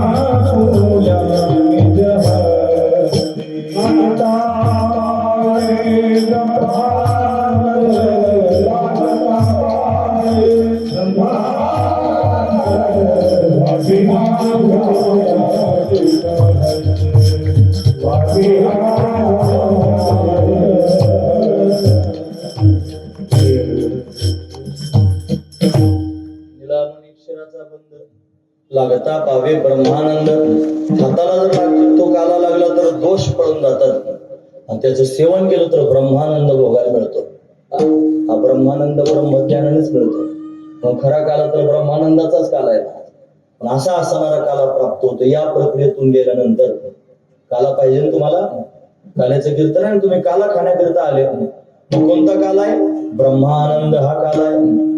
उपक्रम करताना म्हणले काला करीती संतजन. अनुपसंहार करताना म्हणले लागता पावे ब्रह्मानंद. संतजनच ब्रह्मानंद देऊ शकतात. कोण देऊ शकतं? संतजनच ब्रह्मानंद देऊ शकतात. संपूर्ण अभंगाचं सार असं आहे की तुम्हाला जीवनभर संतांची संगती करावी लागेल. संतांची संगती मनोमार्ग गती. तुमच्या मनाला गतीचा मार्ग प्राप्त होईल. गती म्हणजे काय? ऊर्ध्व गती, मोक्ष प्राप्त. मोक्षाला गती म्हणतो. त्यांना सद्गती झाली असं म्हणतो की नाही आपण. आता ते वैकुंठवासी, कैलासवासी, स्वर्गवासी तर सगळ्यांच्याच पुढे लिहितात मेल्यावर. काय माहिती कुठं जातात, पण लिहितात मात्र सगळेच वैकुंठ. फार थाटात असते. कधी जन्मात तोंडात देवाचं नाव आलं नाही त्याच्या समोर वैकुंठवासी असतो, कैलासवासी. आता तिथं भूत नसतात देवाच्या समोर. मग कदाचित भूत होऊन एखादा जाऊ शकतो कैलासवासी. शिव शिव म्हणावं लागेल ना जन्मभर. का उगाच कैलासवासी असं कसं कैलासाला जाईल मला. गती फार महत्वाचा विचार आहे. सगळ्यात उच्च श्रेष्ठ गती जर कोणती असेल तर मोक्ष प्राप्त करून घेणं ही श्रेष्ठ गती आहे. आणि जो मोक्ष असतो, मोक्ष काय मेल्यावर नाही प्राप्त करून घेता येत. मोक्ष जिवंतपणेच प्राप्त होतो. आणि ज्याला मोक्ष प्राप्त झाला तो ब्रह्मानंदात डोलत राहतो. त्यालाच खऱ्या अर्थानं ब्रह्मानंद प्राप्त होतो. हो की नाही महाराज? ब्रह्मानंद हा त्यांनी जिवंतपणेच प्राप्त होतो. मेल्यानंतर त्यांनी महाराज ब्रह्मानंदाची मोक्षाची कल्पना करणारे अतिमूर्ख आहेत महाराज. मी हा प्रमाण सांगा बाबा, आपल्या अंगावर बला नको. मोक्ष मेल्यापाठी आमाशी होईल ऐसे म्हणत तिथे अतिमूर्ख. मेल्यानंतर मोक्ष प्राप्त होत नसतो, जिवंतपणेच प्राप्त होत असतो. आणि तो मोक्ष प्राप्त करून घेणे याचंच नाव आहे काला. काला म्हणजे एकत्रीकरण, काला म्हणजे एकीकरण. काय एकीकरण? जीव आणि ब्रह्म यांचं एकीकरण करणं याचं नाव आहे काला. मग त्या ब्रह्मानंदात डोलतो म्हणजे काय होतं? त्यातला मी पणाही गळून जातो, तू पणाही गळून जातो. मी तू पण जाऊ दे दुरी, एकची घोंगडी पांघरू, एकच होऊन जातो मला. त्या देवाचं चिंतन करता करता देवच होऊन जातो. देव पाहावया गेलो तेथे देवाची होऊन गेलो, याचं नाव आहे काला. असं देवाचं चिंतन करण्याकरिता निघाला आणि देव देव म्हणता म्हणता देवच झाला. ही अवस्था प्राप्त होणं याचं नाव आहे काला. हा श्रेष्ठ काल आहे महाराज. फार महत्वाचा असणारा हा काल. आणि हाच प्राप्त करून घेण्याकरिता मनुष्य जीवन प्राप्त झालेलं आहे. आज तुझा कॅमेरा पाहिजे होता, तो का नसेल लावला? सगळ्या दुनियात लावित फिरतो, तुझ्याच गावात लावला नाही. मला काही कळालं नाही का लावला नाही ते, पण जाऊ दे. म्हणून तुम्हाला किती माझं बोलणं कळालं असेल मला माहित नाही. मी काय ठरवून थोडंच बोलतो. मग आता यायचं, फार चिंतन करून यायचं, मग तुमच्या समोर बोलायचं. काही बोलणं खरोखर त्यांनी टिकून ठेवण्यासारखं असतं. म्हणजे नाही कोणी ऐकलं तर आपलंच आपण परत जागा करून ऐकावं. खरंच महत्वाचा विचार आहे. हेच महत्वाचं आहे मला. मी पोटतिडकीन तुम्हाला सांगतोय. माझा काय स्वार्थ नाही ते सांगण्यामध्ये. मला माहिती आहे तुम्ही कृष्ण कथा ऐकणारे आहात. मला माहिती आहे तुम्हाला कृष्णाचं चरित्र त्यांनी ऐकायला फार प्रिय वाटतं. आणि काल्याचं कीर्तन म्हणलं की त्यांनी महाराज कृष्ण चरित्र सांगितलं पाहिजे. कृष्ण चरित्रातलाच भाग सांगतोय काला. हा काला दही लाहीचा एकत्र केलेला काला. त्या कृष्णानं असाच काला सगळ्या लोकांना दिला महाराज. तो कृष्ण काला करण्याकरताच आला. त्यानं गोकुळातही काला केला आणि त्यानं कुरुक्षेत्रातही कालाच केला. काय काला केला? अर्जुनाला बोध दिला आणि त्या बोधानं अर्जुन एक झाला महाराज. मी सांगतो असं नाही, मग सावळा सकंकनो बाहू पसरुनी दक्षिणो आलिंग गेला स्वशरणो भक्तराज. काय झालं? हृदय एक झाले, ये हृदय ते हृदय घातले, द्वैत न मोडता केले आपण ऐसे अर्जुना. अर्जुनाला आपलं करून घेतलं. देव आणि अर्जुन दोन राहिले नाही, हृदय एक झाले. हे एक होण्याची प्रक्रियाचं नाव आहे काला. नाही तर प्रयोग करून बघा. एक केल्यानंतर परत वेगळं करता येऊ नये याचं नाव आहे काला. एक झाल्यानंतर परत वेगळंच होत नाही याचं नाव आहे काला. प्रयोग करा. थोड्या लाह्या घेऊन या आणि दही घेऊन या, एकत्र करा. दही आणि लाही एकत्र केली, चांगला काला त्याचा तयार केला. आणि हा काला तयार केल्यानंतर मनात असा विचार आला की नको, जाऊ द्या हे असं एकत्र करून खाण्यापेक्षा लाई वेगळी खाऊन दही वेगळं खाऊ. आणि आता वेगळं करायला लागले. काय केलं म्हणजे वेगळं करता येईल? धुतल्यानं पुसल्यानं काय केलं ना, जरी धुवून काढलेला आहे आणि वाळायला घातल्या, किती वाळवल्या ना तरी वास घेतला की दह्याचाच वास येईल, लाहीचं नाही ना. फार महत्वाचं, दह्याचाच वास येईल. का बरं येईल? दही आणि लाही एकत्र झालेलं आहे. आणि असं एकत्र झालेलं आहे, परत वेगळं व्हायचं काही काम शिल्लक राहिलं नाही. तसं कृष्ण कृष्ण म्हणता म्हणता कृष्णच झाला. आता काही शिल्लकच राहिलं नाही. आठव नाठव गेले भावाभाव, झाला स्वयंमेव पांडुरंग. देव म्हणता म्हणता देवच झालो रे. फार मोठी गोष्ट आहे. आता आत पाहिलं तरी देवच दिसतो आणि बाहेर पाहिलं तरी देवच दिसतो. देवातून काही दिसतच नाही महाराज. आत हरी बाहेर हरी, हरीने घरी कोण दिले याचंच नाव आहे काला. हाच खरा काला आहे महाराज, ओरिजिनल काला. कृष्ण म्हणता म्हणता कृष्णमय होऊन जाणं याचंच नाव आहे काला. देव म्हणता म्हणता देव होऊन जाणं याचंच नाव आहे काला. आणि हा काला फक्त त्या दिव्य महापुरुषांनाच प्राप्त होऊ शकतो. चला ना आपण पण जाऊ शकतो, आपण पण जाऊ शकतो. त्याचं कसे जाल तुम्ही? झटकावं लागेल. नुसतं बाहेरून देव झालं ना त्यांनी महाराज देव नाही होता यायचं. तुम्ही शंकर झाले होते की नाही? बाहेरून झाले होते, जटा जुटा लावल्या होत्या. आता ती बाळी काढून टाकली कानातली, पण असे त्यांनी सगळे कपडे घातले होते शंकराचे. बाहेरून शंकर झाल्यानं शंकर कश काय व्हाल? तुम्हाला आतून शंकर व्हावं लागेल, मग तुम्ही शंकर व्हाल. आतून शंकर होण्याची प्रक्रिया केली पाहिजे. आतून शिव भूत्वा शिवम यजेत, शिव होऊन शिवाचं त्यांनी यजन करणं हे महत्वाचं आहे महाराज. फार गरजेची गोष्ट आहे. याचंच नाव आहे काला. तो करण्याकरिता त्याचं चिंतन करावं लागेल. तो देव त्यांनी काला करण्याकरिता येतो. कोणाबरोबर? पाहता गोवळी खाये त्यांची उष्टावळी. का बरं खात उष्टावळी? करीती नामाचे चिंतन, गडी काढवाचे ध्यान. म्हणून त्यांनी महाराज ते नामाचं चिंतन करून त्याचं ध्यान करतात. जे अखंड त्याच्या ध्यानामध्ये लागले तो त्यांच्या समोर येतो आणि त्यांच्या समोर येऊन त्यांना असं आपलं करतो की पुन्हा वेगळं व्हायचं काही कामच शिल्लक राहत नाही. ही अवस्था प्राप्त होतो. त्याच्याकरताच आला, निमित्त करून येतो. सत्ययुगात आला तो वराह नरसिंह झाला, तो त्रेतायुगात आला तो राम रूपाने उभा राहिला, तो द्वापार युगात कृष्ण होऊन आला. निमित्त केलं पृथ्वीवर पापाचं भार झाल्याचं. कंसासारखे, जरासंधासारखे, दुर्योधनासारखे वाईट जन्माला आले आणि त्यांचा निपात करण्याकरिता यायचं म्हणून आकाशवाणीद्वारा सांगितलं मी येणार आहे देवकीच्या घरी. देवकी कंसाची चुलत बहीण होती, तिचा विवाह करून दिला आणि विवाहात विघ्नालीच्या पोटी आठवा येऊन तुला मारेल कंसा. कंस घाबरला, त्याने देवकीला मारहाण करायला लावली. खातो तो धरला वसुदेवे. 4 नीतीच्या गोष्टी सांगितल्या आणि दोघे बंदी घरात नेऊन टाकले. यथाकाल 6 लेकर झाले. नारदाच्या सांगण्यावरून मारून टाकले. 6ची 6 7वा गर्भ आला. योगमायेने त्यांनी अशा पद्धतीने पळवला. तो रोहिणीच्या गर्भात नेऊन स्थापन केला. भाद्रपद शुद्ध षष्टीला बलराम प्रगट झाला. अष्टम गर्भरूपानं परमात्मा प्रगट होणार आहे.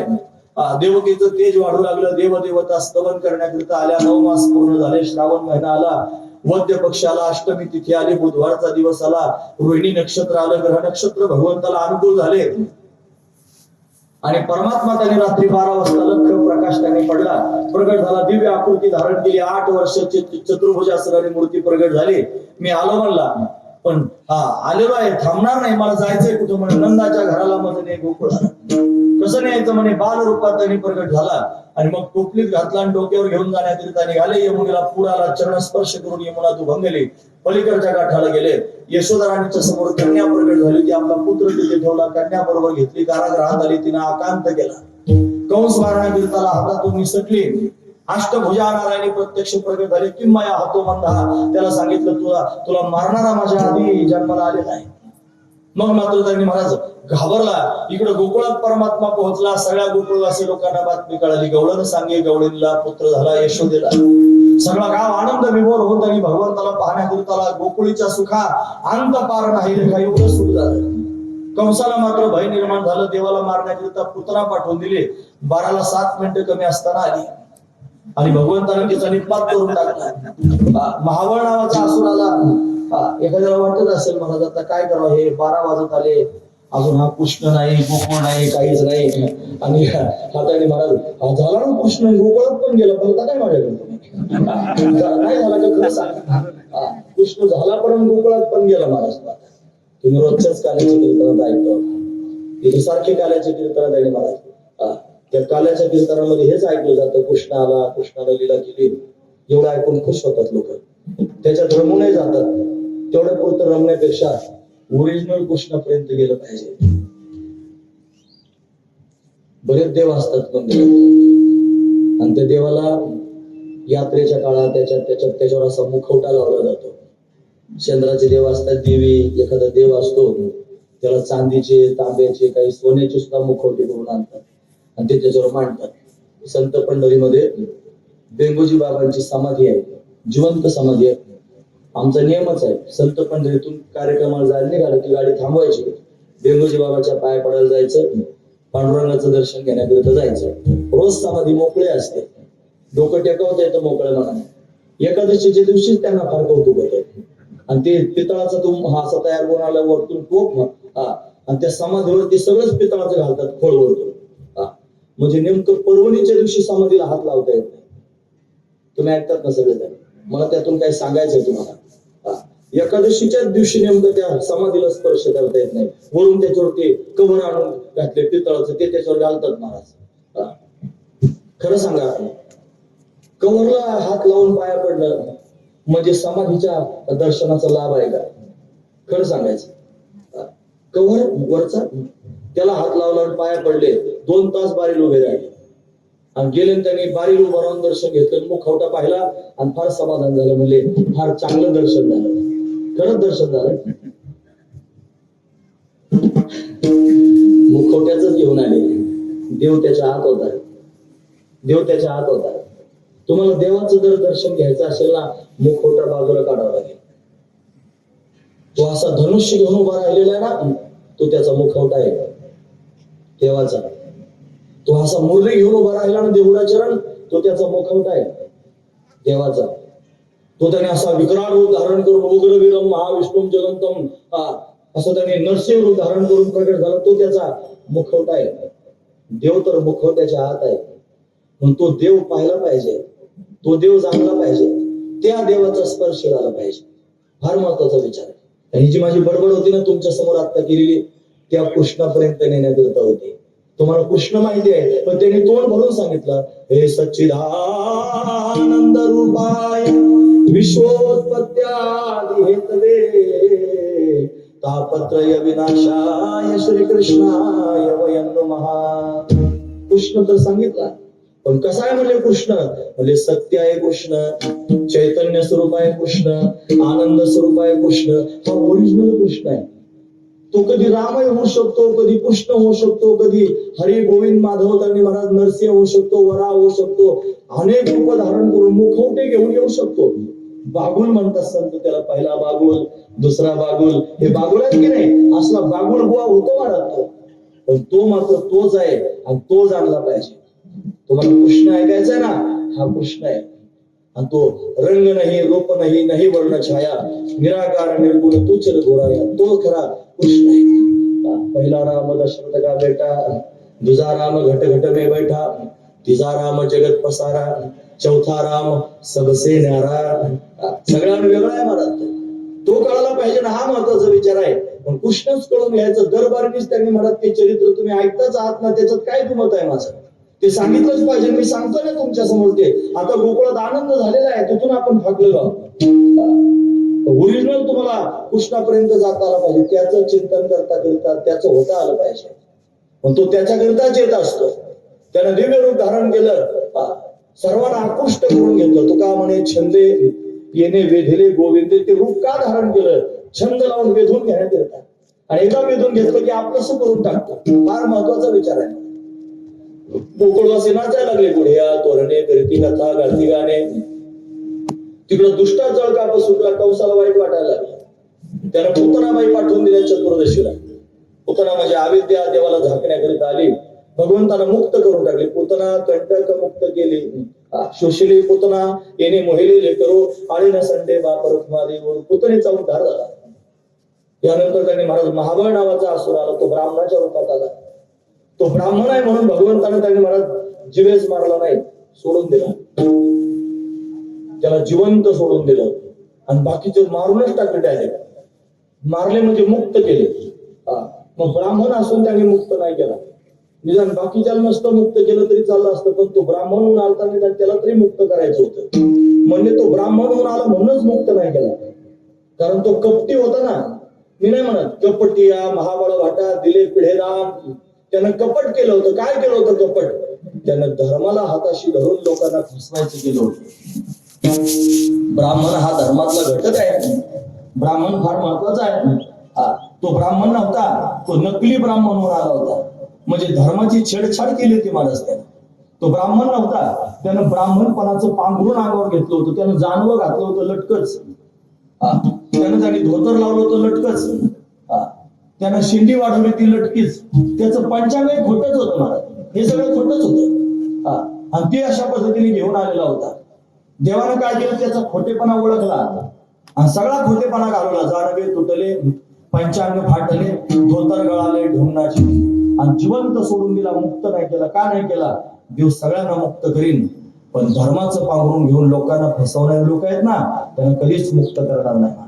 फक्त लक्षात ठेवा, लक्षात ठेवण्याचा काम म्हणजे धर्माचं पांघरून अंगावर घेऊन जर मी फसवीत असेल तुमच्या समोर, आणि दांभिकता जर मी करत असेल, धनाकरता मानाकरता जर मी तुमच्या समोर कंबर बांधून बोलत असेल, तर देव म्हणेल थांब, तू बोल आता, तू बोल रे लोकांच्या समोर आता, नंतर माझ्याशीच गाठ आहे. मग त्याच्या समोर गेलो काय उत्तर देणार आहे ते? हे जर त्यांनी पोटाकरता कीर्तन करीत असतील, ही मोठेपणा करता जर कीर्तन करून फिरत असतील, लोकांची रंजवणी करत असतील, यांची गाठ डायरेक्ट देवाशी आहे. मग तिथं काय विचारा होईल? तो होईल ना मला, तिथं जाब द्यावा लागेल. काय करून आलास? पवित्र असणारी भगवंताची कथा, माते परिस थोर कथा, ही आईपेक्षा श्रेष्ठ असणारी भगवंताची कथा विकून आलास? भाड घेताना लाजे, आईची भाड, आईपेक्षा श्रेष्ठ कथा भाड घेताना लाजे म्हणले. कीर्तन विकून आला, कथा विकून आलास. देव म्हणेल काय करून आलास? अशी मुक्त होतील, यांना देव मुक्त करेल? नाही करणार महाराज मुक्त, कारण हे कपटी आहेत ना, कपटिया महाबळ भट, तेच महाबळ भट आहेत महाराज. देव नागवेच करून टाकतो नंतर. मग त्याला नागवच करून टाकलं. जानवे तुटले, पंचांग फाटले, धोतर गळाले ढोंगणाचे. नागवाच गेला कंसाच्या समोर, जाऊ नकोस. ते म्हणा आज निराळच कीर्तन नाही का? असं नाही, पण हे पण कधीतरी पाहिजे ना चवीला तुम्हाला. म्हणून त्याने तो गेला सांगायला मला जाऊ नको, त्याने ऐकलं नाही कंसाने. त्याने अनेक पाठवले, शकटासूर पाठवला, लाथ घातली मला. शकटासुराला लाथ म्हणजे, शकटासूर म्हणजे भोगमय प्रवृत्ती, शकटासूर म्हणजे त्यांनी महाराज सांसारिक प्रवृत्ती. हे अंतकरणातून जाण्याकरिता लाथ बसली पाहिजे तर जाते महाराज, तशी नाही जाणार. महत्वाचा विचार त्याच्याशिवाय जात नाही ते. म्हणून संसारात चिंब झालेल्या लोकांकरता जर खरंच भगवंताची कृपा व्हायची असेल तर भगवान बरोबर चरणस्पर्श करतो, धरूनच टाकतो. तृणावर्त आला, तो चक्रवात स्वरूपाला रजगुण तमोगुणाचं प्रतीक आहे. आपल्यात रजगुण आणि तमोगुण गच्च भरलेले आहेत, म्हणून आपण देवापर्यंत जात नाही. देवानं मन मांडूटच फिरवेळे मारत त्याच्या आकाशात धरून टाकलं डायरेक्ट. असे अनेक पाठवले, कागासूर पाठवला, रिठासूर पाठवला. असे त्यांनी काग वगैरे रिठा मारले बाळपणे, अवघी दैत्य खाणे पुढे गेले, सारी दैत्यांची खाण फोडून टाकली. एवढंच करण्याकरिता आलं नाही, रांगू लागला यशोदेच्या अंगणामध्ये. रांगता रांगता उभा राहू लागला, उभं राहता राहता चालू लागला, चालता चालता पडू लागला, मित्रांबरोबर खेळू लागला. हा खेळ मांडण्याकरिताच आला, हा खेळच आहे. तो खेळ खेळता आला पाहिजे. ऐक खेळ या तुझं सांगितले, आईसे जाणून खेळ खेळ, त्याचा खेळ आहे महाराज. त्या खेळामध्ये कसं तरी राहिलं पाहिजे. खेळ खेळे परे गायन सापडे. तो खेळ खेळतो पण त्याच्या सापडत नाही महाराज, हा म्हणतो असा खेळ खेळला पाहिजे. त्याला 16,108 बायका होत्या, आणि एवढ्या बायका त्यांनी असून सुद्धा तो ब्रह्मचारी होता. आता कसं पटण्यासारखं आहे का तुमच्या डोक्याला? बघा ना, थोडं डोकं लावून बघा ना थोडस. म्हणजे 16,108 बायका होत्या, पण कृष्ण मात्र ब्रह्मचारीच होता. ते भूक लागली आणि मग त्यांनी ते गोपाळीकडच्या तटावर तिकडच्या तटावर जाण्याकरिता अशा पद्धतीने निघाले. ती यमुनामध्ये होती आणि ती अन्न घेऊन त्यांनी मागे जायचं होतं त्या दुर्वासाला. आणि जायचं तर मग म्हणे रस्ता कसा काय मिळेल? म्हणे यमुनेला जाऊन सांगा. कृष्ण जर त्यांनी अशा पद्धतीने 16,108 बायका भोगून ब्रह्मचारी असला तर रस्ता दिला रस्ता. गेले तिकडे त्याने खाल्लं भरपूर, 60 खंडे अन्न खाल्लं दुर्वासन. पण आता परत जायचा, कसं जाऊ? आता रस्ता कसं भेटेल? ते म्हणजे 60 खंडे अन्न खाऊन जर मी निराहार असलो तर रस्ता भेटेल. दिला पडत रस्ता, त्यांना चक्करच यायला लागली. ते म्हणजे 16,108 बायकांचा हा नवरा ब्रह्मचारी कसा? आणि एवढ्या 60 खांड्या अन्न खाल्लं तरी पण हा निराहार कसा? याचं कारण हेच आहे. आतापर्यंतची बडबड करीत होतो मी तुमच्या समोर, ब्रह्मज्ञान, जीव ब्रह्मैक्य ज्ञान, ब्रह्मानंद. आणि ब्रह्मज्ञान प्राप्त झाल्यानंतर ब्रह्मज्ञान म्हणजे काय रे? मी आत्मा आहे आणि आत्मा सर्व ठिकाणी व्यापक आहे. मी संकुचित नाही, मी जीव नाही, मी अमक्याचा अमुक नाही, मी कोणाचा मुलगा नाही, मी कोणाचा बाप नाही, मी कोणाचा भाऊ नाही, मी तर व्यापक सच्चिदानंद घन आहे. अशी भावना, असा बोध अंतकरणात ठसवणे, याचंच नाव आहे ब्रह्मज्ञान. आणि अशा ब्रह्मज्ञानावर आरू झाल्यानंतर हे जर मी नाहीच, तर मला लिप्त कसं होईल? मी जर कोणाचा कोणी नाही तर मला लिप्त कसं होईल? तो जरी 16,108 बायकांचा नवरा असला तरी सुद्धा तो म्हणतो हे मी नाहीच. मी तर हे मजचे स्तव झाले पण मी नाही केले. ऐसे जिने जाणे तरी तो सुटला का? ते निर्लिप्त आहेत महाराज, ते त्याच्यापेक्षा वेगळेच आहेत. आपण त्यांना सामान्य समजतो. हा महत्वाचा विचार आहे. श्रीमदाद्य जगद्गुरु शंकराचार्य, थोड्या वेळ ऐकाल ना तुम्ही? नाही तर 12 वाजल्यानंतर तुमच्या चेहऱ्यावर नाही 12 वाजले पाहिजे. मी काय जास्त लांबवणार आलो आपण मुद्द्यावर. मुलांबरोबर गोपाळांबरोबर खेळायला लागला म्हणल्यावर काला करायला किती वेळ लागतो? उदाहरण मला आठवलं म्हणून सांगतो. श्रीमदाद्य जगद्गुरु शंकराचार्य रस्त्यानं जात असताना 10 शिष्य त्यांच्या बरोबर चालले होते. 10 होते 10. आणि ते रस्त्यानं चालत असताना एक बाई मासे विकत होती. आता ते मासे विकणारी बाई त्याने पाहिली शंकराचार्याने, तिच्याकडे गेले, त्याला मासा मागितला एक. आणि तो मासा तिने त्यांच्या हातात दिला आणि त्यांनी खाल्ला. शंकराचार्याने, अरे बापरे, एखादं म्हणलं शंकराचार्य मासे खात होते. ऐका तर घर पुढं. एक मासा खाल्ला, बाकीच्यांकडे पाहिलं. ते जे 10 होते ना त्यातले 4 समोर आले नाहीत, 6 समोर आले. त्यांनी एक एक मासा घेतला आणि त्यांनी पण खाल्ला. आणखी थोडं पुढे चालत गेले. पुढे एक मनुष्य काचेची भांडे तयार करत होता. ते काचेचे भांडे तयार करण्याकरिता साचा असतो आणि काचेचा रस तयार करायचा असतो आणि त्या साच्यात टाकायचा असतो. तो शांत झाला की मग त्याचं भांडं तयार होतं, वस्तू तयार होतात. तो काचेचा रस एका पात्रात ठेवलेला होता. आचार्य गेले आणि गेल्यानंतर वाटीत तो काचेचा रस घेतला आणि तो पिऊन टाकला. काचेचा लाल तापलेला रस शंकराचार्यांनी पिऊन घेतला. आणि आता 10 शिष्यांकडे पाहिले आणि त्यांना म्हणले घ्या. एक पण नाही आला. ते म्हणे असं कुठं पिता असतं का? मग मासा कसा खाल्ला? तुमच्या लक्षात आलं? तुम्ही लावा, हा रस नाही पिऊ शकत ना? म्हणे नाही पिऊ शकत. मासा कस काय खाल्ला? म्हणे तुम्ही खाल्ला म्हणून खाल्ला. म्हणे मग मी रस पिलो त्या ना, नाही पिता आला. ही परीक्षाच होती महाराज. तो मासा खाल्ला नाही, असा तोंडातून बाहेर काढला परत शंकराचार्यांनी. आणि मेलेला होता, विकायला आणलेला होता, जिवंत करून सोडून दिला. हे त्यांचं सामर्थ्य आहे. त्यांनी दाखवलं. हे सगळं जरी मी करताना दिसत असलो तरी मी निर्लिप्त आहे, याच्यापेक्षा मी वेगळाच आहे. तैसे असावे संसारी, तसे या संसारात राहा, निर्लिप्त राहा. सगळ्या बायका पोरांमध्ये, सगळ्या प्रपंचामध्ये राहा, निर्लिप्त राहा. त्याला चिपटू नका, त्याला जडून बसू नका. जडले की घोटाळा होईल महाराज. जडले की पुढे जाणे धोका आहे. मी धोक्याची सूचना तुम्हाला देतोय. तो लीला करतोय पण कसा आहे? निर्लिप्त आहे. आणि तेच त्याच्याकडून आपल्याला शिकायचंय. तुम्ही पण त्यांनी मला त्याच्या लिलेस खेळ खेळतो ना, खेळ या मुद्द्यावरून चाललेला आहे. गोपाळांबरोबर खेळू लागला, हा त्याचा खेळ आहे. म्हणून सांगितलं ऐक खेळ या तुझं सांगितले, आईसे जाणून खेळ खेळ, असं जाणून खेळ खेळायचा. तो एक ब्रह्मस्वरूप आहे. आणि गोपाळांना ब्रह्मज्ञान झालेला आहे. आणि असं श्रुती म्हणते ब्रह्मविद ब्रह्मैव भवती.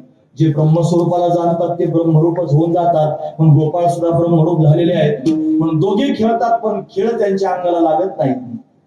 ते खेळताना दिसतात पण निर्लिप्त आहेत. असा त्यांचा खेळ आहे. हा कन्हैया गोपाळांबरोबर खेळू लागला. गोपाळ शब्दच त्याच्याकरता वापरलेला आहे. गोपाळ शब्दच त्याच्याकरता. गो म्हणजे इंद्रिय आणि पालन करणं म्हणजे इंद्रियांचं इंद्रियांना आकुळून धरणं हा महत्वाचा आहे. ज्यांनी स्वतःची इंद्रिय ताब्यात घेतले ते गोपाळ आहेत. आणि त्यांच्याबरोबर कन्हैया खेळतोय. आपले इंद्रिय मोकळे सुटलेले आहेत. आपले डोळे आपले ऐकत नाही, काही पण पाहतात. आपले कान आपलं ऐकत नाहीत, ऐकून ते ऐकतात. आपलं तोंड आवडत नाही महाराज. शुगर झालेले लोक सुद्धा तरी गपचूप साखर खातात. त्यांचं तोंड आवडत नाही. ते म्हणतात खाऊ देच एखादा गुलाबजाम, मला जे होईल ते होईल. एखादी बोलली ना ते इन्सुलिन घेईल म्हणतो पण खाऊ देच म्हणतो.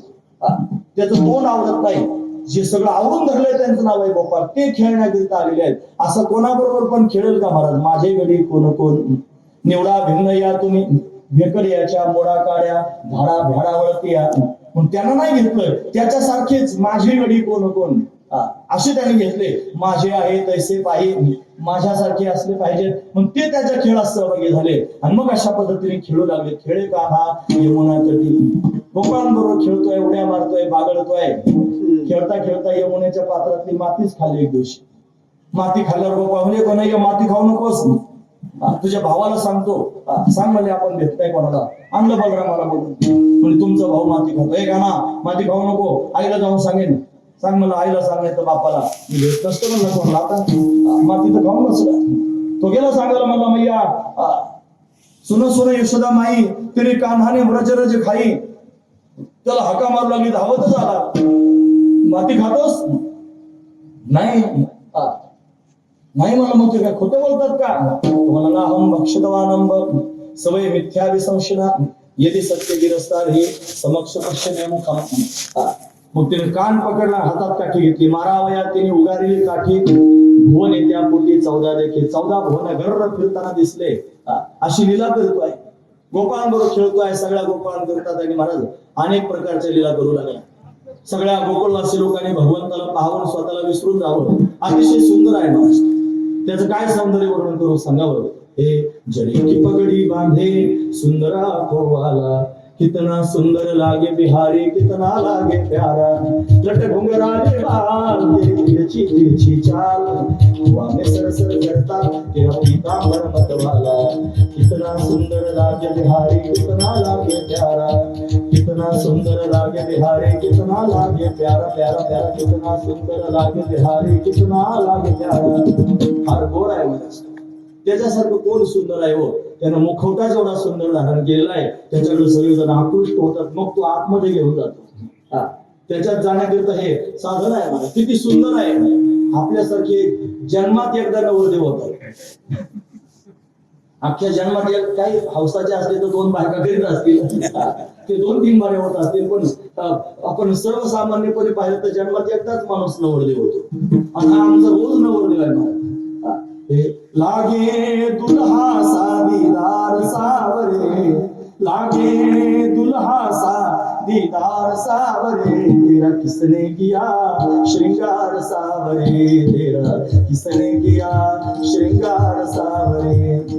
मस्तक पर मलिया गिरी चंदन केशर तिलक लगाया, मोर मुकुट कानों में कुंडल चित्र बहुत बरसाया. महकता रहे दरबार सावरे, महकता रहे दरबार सावरे. तेरा किसने किया श्रृंगार सावरे, तेरा किसने किया श्रृंगार सावरे. हो कोणी तुझा श्रृंगार केला देवा? फूलों की कलियां चुन चुन कर सुंदर हार बनाया. बलहारे है उन हाथों के जिसने तुझे सजाया. सजाता रहे वो बार बार सावरे, सजाता रहे वो बार बार सावरे. तेरा किसने किया श्रृंगार सावरे, तेरा किसने किया श्रृंगार सावरे. असा सुंदर दिसत होता महाराज, काय सांगायचं. त्याला पाहून त्याने गोपिकांना असं वाटायचं काय अप्रतिम सौंदर्य आहे, यानं आपल्या समोर नाचावं. ताकाची वाटी हातात घ्यायची आणि त्याला लांबून दाखवायची का नाही हे तुझ्याकडे काय घेतोस का, दे ना दे ना. असं नाही देणार, मग थोडं नाचून दाखव ना. मग त्या ताकाच्या वाटी करता नाचायचं म्हणत तेव्हाच्या. कृष्णा नाच रे बाबू डोळा, कान्हा नाच रे बाबू डोळा. घुमक घुमक करून त्यांनी नाचायचं. बोल कन्हैया बोल तुझे मैं कौन सा भजन सुनाऊं, ऐसा कोई राग बता दे तू नाचे मैं गाऊं. नचाता रहूं बार बार सावरे, नचाता रहूं बार बार सावरे. तेरा किसने किया श्रृंगार सावरे, तेरा किसने किया श्रृंगार सावरे. कोणी तुझा श्रृंगार केला देवा?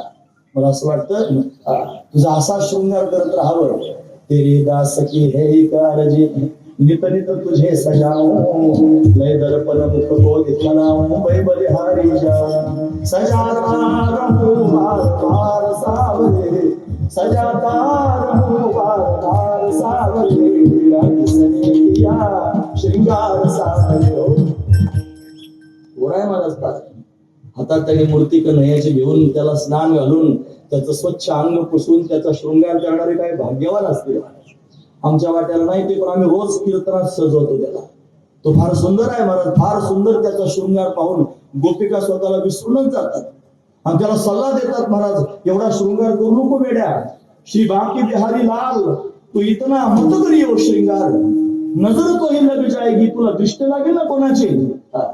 हे सज मत श्याम नजर लग जाएगी, सज मत श्याम नजर लग जाएगी, बरसाने की गुजरी,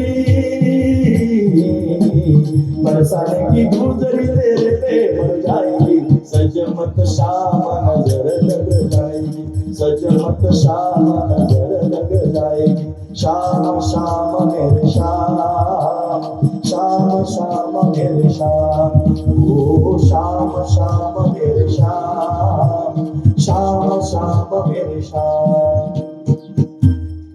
सजमत श्याम नजर लग जाएगी. कृष्ण लागलं देवा तुला, असा कृष्ण लागण्यासारखा नाही माणूस.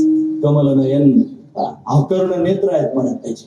तू तिरक्या नजरेनं पाहतो, जेव्हा पाहतो ना महाराज त्याचं काहीच शिल्लक ठेवत नाही, त्याला डायरेक्ट आपलं करून टाकतो. व्रजनाचे उसुकी किलकन पे, कजरीली तिरछी चितवन पे. त्याच्या तिरक्या नजरेनं पाहण्यानं सगळे त्याच्या नेत्राच्या कटाक्षानं गहाळ होऊन जातात महाराज. मग बाकीचं काही मागतच नाही, संसार मनातून गळूनच पडतो डायरेक्ट. असा सावळा सुकुमार आहे. भक्तांना आकृष्ट करून घेण्यात विचारलेला करतो. कदंबाच्या झाडाखाली उभा राहतो, देवडा चरणी, एक पाय सरळ, एक पाय तिरका ठेवलेला आहे. त्याचे चरण कर्दळीच्या गाभ्या समान कोमल आहेत. त्याच्या पायाचे नख स्फटिकासारखे दैदिप्यमान आहे. त्याच्या पायात सुंदर असणारे पैंजण आहेत महाराज. चालायला लागले की छुम छुम छुम वाजतात. त्याला पिवळा पितांबर परिधान केलेला आहे. त्याची कंबर सिंहासारखी लवचिक आहे. त्यानं कमरेला शेला बांधलेला आहे. त्याचं उदर त्रिवलीने युक्त आहे. त्याची नाभी अतिशय सखोल आहे. त्याचं वक्षस्थल म्हणजे छाती विस्तीर्ण आहे. त्याचा कंठ शंखासारखा सुंदर आहे. त्याची हनवटी अतिशय मोहक आहे. त्याचे कपोल म्हणजे गाल अतिशय दिव्य आहेत. त्याची नासिका म्हणजे नाक सरळ आहे. त्याच्या भोया धनुष्याकृती आहेत. त्याचे डोळे कमला समान आनंददायक आहेत. त्याचं उंच असणारं कपाळ आहे. त्याच्यावर मलयागिरी चंदन लावलेलं आहे. त्याच्यावर केशराची उटी दिलेली आहे. त्याच्या मस्तकावर सोनेरी रंगाचे कोरडे केस आहेत. त्यानं मोर मुकुट धारण केलेला आहे. त्याच्या कानामध्ये सुंदर असणारे कुंडल आईनं घातलेले आहेत. त्याचे ओठ कुंद रुपरासारखे लाल आहेत. त्याचे दात रत्नांची ओळी ठेवल्यासारखे सुंदर दिसत आहेत. त्याने स्मित हास्य केल्यानंतर तो काही आगळा वेगळाच आनंद त्यांनी सर्वांना प्राप्त करून देत आहे. त्याचे हात दिव्य आहेत. त्याच्या मंगटात मनगट्या घातलेल्या आहेत. धरणामध्ये बाजूबंद आहेत. हातामध्ये सुंदर असणारी मुरली घेतलेली आहे. ती मुरली आधारावर ठेवून अशा पद्धतीने वाजवतो आहे आणि अतिशय मधुर असणारा स्वर त्या मुरलीतून बाहेर पडत आहे. याचं सगळं मधुरच आहे महाराज. हे अधरम मधुरम वदनम मधुरम नयनम मधुरम हासितम मधुरम गमनम मधुरम चलितम मधुरम चलितम मधुरम गमनम मधुरम मधुराधिपतेरखिलम मधुरम अखिलम मधुरम. सगळंच मधुर आहे. अतिशय मधुर असणारा हा कन्हैया मधुर मुरली वाजन करतोय. तो सर्वांना आकृष्ट करून घेतोय. त्याला पाहून गोपिका विसरलेल्या आहेत. त्यांना असं वाटायला लागलं काय भाग्यवान आहे यशोदा राणी. तिच्या अंगा खांद्यावर खेळतो काय, अवतीभोवती उड्या मारतो काय, तिच्या हातचं लोणी खातो काय. आपल्या पण हातचं लोणी खाल्लं तर किती चांगलं होईल. एक बार मेरे घर आ जाना, मेरा भी माखन खा जाना, असा भाव पोटात निर्माण व्हावा आणि त्या मन कवड्यानं तो जाणावा. मग त्या गोपिकांच्या घरात जाण्याचा विचार करावा, पण कसं बोलत जावं, काहीतरी निमित्त असावं ना. फक्त गोपाळांकडे पाहिलं सगळे मरतुकडे आहेत. त्या गोपाळांना भरपूर दही दूध तूप लोणी खाऊ घालण्याचं निमित्त केलं. एका दगडात 2 पक्षी मारायचे. गोपाळांनाही खाऊ घालायचं आणि गोपिकांचा मनोरथ पूर्ण करायचं. मग सगळ्यांना घेऊन त्या गोपिकांच्या घरात बसायचं आणि मग दह्या दुधाची चोरी करायची. भरभरून त्यांनी दही दूध तूप लोणी त्यांनी खायचं. दुधाने पालथी घालून ठेवायची. पहाती गवळणी तवती पालथी दुधाने म्हणते नंदाची अपुरे आजी चोरी केली खरे. त्याच्यासारखा नाश करणारा दुसरा कोणी नाही, तोच आहे.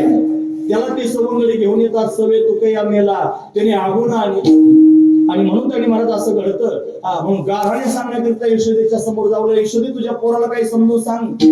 आमच्या घरात बसतो, दया दुधाची चोरी करतो, दया दुधाचा रबडा करून टाकतो. यशोदेनं मान्य करू नये, बाळ सगुण गुणाचे ताने, बाळ दिसते गोजीरवाने, मी मान्य करणार नाही. याला राग यायला लागला. तुम्हीच म्हणता मनात माझ्या घरी येईन लोणी खा, आणि माझ्या आईला कारण सांगता की माझा कान पकडून मला मारते. तुम्हाला अक्कल घडवली पाहिजे. मग खोड्या करायला लागला. अनेक प्रकारच्या खोड्या केल्या. कोणाचं पदर तरी ओढला, कोणाची बेणी तरी ओढली, कोणाच्या दाढीची बिणीची गाठण तरी मारून दिली, कोणाला चिमटे तरी घेतले, कोणाच्या गायी तरी सोडून दिल्या. अशा अनेक प्रकारच्या खोड्या करू लागला. त्या सगळ्या खोड्या पाहून त्याने सगळ्या गोपिका परत व्याकुळ व्हायला लागल्या, यशोदेच्या समोर सांगायला लागल्या. यशोदेला ती सुद्धा सहन होईना. आणि आता कन्हैया त्यांनी मोठा झालेला आहे. त्याला सांगितलं, हे बघ, तू घरी राहण्याच्या योग्यतेचा राहिला नाही. उद्या जाई वना, सगळे घेऊन गोधना, गोमातेला घेऊन राहण्यात जा. सगळ्या गोपाळांना हाका मारू लागला. अरे तुम्ही सारे गोपाळ गाई घेऊन राहण्यात या. सगळे राहण्यात या गोमातेला घेऊन. सगळे गोपाळ वनाच्या दिशेने, गाई गोपाळ सवंगडे वना, वनाच्या दिशेने सर्वजण जाऊ लागले. फार सुंदर असणारी छंदी आहे महाराज. छोटी छोटी गैया छोटे छोटे ग्वाल, छोटो सोमेरो मदन गोपाल, कारी कारी गैया गोरे गोरे ग्वाल, श्याम वरण मेरो मदन गोपाल, छोटी छोटी लखुटी छोटे छोटे हाथ, बंसुरी बजाए मेरो मदन गोपाल, घास खाई गैया दूध पी ग्वाल, माखन खायो मेरो मदन गोपाल, छोटी छोटी सखिया मधुबन बाग, रास रचाए मेरो मदन गोपाल. अशा लीला त्यांनी महाराज वनात जाऊन करू लागला. सगळ्या गोपाळांबरोबर खेळू लागला. कबड्डी खेळू लागला, हुतुतू खेळू लागला, हमामा खेळू लागला, सुरकंड्या खेळू लागला, सुरपारंब्या खेळू लागला, रपाधपी खेळू लागला, लपाछपी खेळू लागला. असे अनेक प्रकारचे खेळ गोपाळांबरोबर त्यांनी कन्हैया खेळला. आणि सगळे खेळ खेळून सगळे गोपाळ दमलेले आहेत. हे गोपाळ काय भाग्यवान आहेत. मी गोपाळांचं कौतुक करतो, याच्यात काय विशेष आहे. या गोपाळांचं कौतुक तर ब्रह्मदेवाने केलं. तो म्हणतो, अहो भाग्यम अहो भाग्यम नंद गोप व्रजैकसाम येन मित्रम परमानंदम पूर्ण ब्रह्म सनातनम. आणि अशा पद्धतीने ज्याचा मित्र परमानंद स्वरूप असणारा श्रीकृष्ण परमात्मा झालेला आहे, त्यांच्यासारखं कोण भाग्यवान आहे. गोपाळ भाग्यवान आहेत. हा त्यांच्यावर खेळ खेळतोय. आणि खेळ खेळता खेळता रडी खेळतोय, चिडी खेळतोय. आणि जसाच त्यांनी रडी खेळायला लागला, गोपाळांनी भागला, हा राजाचा मुलगा आहे म्हणून शानपणा करतो. याला आपल्या खेळात घेऊन नका, चाल बाजूला आमच्या खेळातून. आणि बाजूला हो म्हणलं की त्यांनी मला झाडाखाली एकटाच उभा राहिला. त्याच्या समोर गोपाळ खेळायला लागले, रडायला लागला. काकुळती येतो हरी क्षणभरी निवडता, मज तुमचे लागले सवे ठाईचे नवे न हो गडी. हे गोपाळांनो, अरे आपण ठाईचे म्हणजे जुनेच आहोत, नवे न हो, आपण नवीन गडी नाही. म्हणजे अनादिकालापासून आमचा युगायुगीचा खेळ, हा युगायुगीचा खेळ आहे, आजचा खेळ नाही. आपण केव्हापासून खेळतो आहोत, तुम्ही मला बाजूला काढून टाकता. असं करू नका ना रे गोपाळांनो, तुमची मज लागली सवय, मला तुमची सवय लागली. आणि असा काकुळती आला की मग गोपाळांना त्याची दया आली. आणि दया आल्यानंतर पुन्हा खेळामध्ये घ्यावा. आणि मग या कन्हैयाला पुन्हा गोपाळांबरोबर त्यांनी खेळे कान्हा यमुना तटी, यमुनेच्या तटावर खेळ खेळावा. खेळून खेळून सर्वजण दमले, पोटात भुकेचा डोंब झाला. आणि आता मात्र त्यांनी देवा काहीतरी खायला दे म्हणू लागले. कदंबाच्या झाडाखाली खडकावर अशा पद्धतीने भगवान जाऊन बसलेला आहे. सावलीला सगळ्या गोपाळांना त्यांनी अशा पद्धतीने कमलाकार आजूबाजूला बसवलं. पानांचं द्रोण तयार केलं, सगळ्यांच्या शिदोरे एकत्र केल्या, स्वतःच्या हाताने त्याचा काला केला. आणि तो काला स्वतःच्याच हाताने अशा पद्धतीने बघू लागला. वाटी आमुल्या निज हस्ते. आणि कोणाला वाटतोय त्या सगळ्या गोपाळांना भाग्याचा तो पावे ते भाग्यवान आहेत गोपाळ. कारण ते शरण गेले पंढरराया, पण ते त्याला शरण गेलेले आहेत. कीर्ती नामाचा घोष करतात, पण त्यांनी नामाचे चिंतन करतात. गडी काढण्याचे ध्यान, त्यांना दुसरा काही धंदा नाही, त्यांना दुसरं काही चिंतन नाही. त्यांच्या मनामध्ये कृष्ण, त्यांच्या ध्यानामध्ये कृष्ण, त्यांच्या संवादात कृष्ण, त्यांच्या चिंतनात कृष्ण, त्यांचं जीवनच झालं कृष्ण, कृष्णमय झाले. कृष्णा वाचून दुसरं काही धंदाच राहिला नाही. कृष्ण सर्व जबाबदारी घेऊन आहे, त्यांना संतुष्ट करायचं काम करतो कृष्ण. महाकृष्ण त्याने दहीलाही वाटू लागला. आणि तो हातात त्याने प्रसाद प्राप्त झाला. दही लाही शीत लागे हाती, दोष देखून त्या पळती, दोषच पळून गेले अशी अवस्था निर्माण झाली. आणि मग त्याच्या हातचा प्रसाद त्यांनी मला सेवन केला. हातात आल्यानंतर दोष पळावे सेवन केला. ब्रह्मानंदात सगळे गोपाळ निमग्न झाले. निळा म्हणे क्षराचा बंद लागता व्हावे ब्रह्मानंद. ब्रह्मानंदात सर्व गोपाळ डोलू लागले. आणि मस्त झाले महाराज. हा काला फक्त परमात्माच देऊ शकतो, हा काला फक्त संतांच्या संगतीत प्राप्त होऊ शकतो. तुका म्हणे काला वैकुंठी दुर्लभ विशेष हा लाभ संत संगे. वैकुंठी तो ऐसे नाही कवळ काही काल्याचे. वैकुंठात हा काला तरी प्राप्त होत नाही, हा तो भगवंताच्या आणि संतांच्या संगतीत प्राप्त होतो. म्हणून काला करीती संतजन सगळे त्यांच्या नारायण. वाटी आपल्या निज हस्ते भाग्याचा तो पावी तेथे. भाग्यवान तो काला प्राप्त करून घेतो आणि मग संतुष्ट होतो. अशा पद्धतीने भगवंताने काला केला. सगळे गोपाळ संतुष्ट झाले. हा प्रसंग इथपर्यंतच सांगायचा असतो. आपण त्या मुद्द्यावर आलोय. भागवतकार त्याचं वर्णन करून सांगतात. हरे आवे भरवेनुम जठर पटयो शृंग वेत्रेचे लक्षे वामे पानो मशृण कवलम तत्फला नेगुलेशु तिष्ठन्मध्ये सोपरी सुरधो हासयन्ना मदिस्वरी स्वर्गे लोके विशती बबुजे यज्ञ मुबाल केले गोपाल विष्णु भगवान की गोपाळ संतुष्ट झाले आणि भगवंताच्या हातचा प्रसाद प्राप्त. ऐकाल ना तुम्ही सगळं, तुम्ही जाऊन आलो तिथून. आता तुम्ही आले होते की नाही काय माहिती. जे आले असतील ते भाग्यवान आहेत. असाच काला धन्य असतो भगवान, असाच काला करतो आणि सर्वांना आनंद देतो. म्हणून भगवंतानं काला केला. गोपाळ संतुष्ट झाले. काला दोघांमध्ये होतो, देव आणि भक्तांमध्ये. कीर्तनामध्ये देवभाच असतो. भक्तांची आवश्यकता कोण्या भक्तांवर भगवान काला करतो? निक्या वैष्णवांबरोबर करतो. निके वैष्णव जर कोण असतील तर ते ज्ञानोबर आहेत, तुकोबर आहेत. मोठ्या प्रेमानं त्यांचं चिंतन करून पुढे प्रसंग पाहूया. हे ज्ञानेश्वर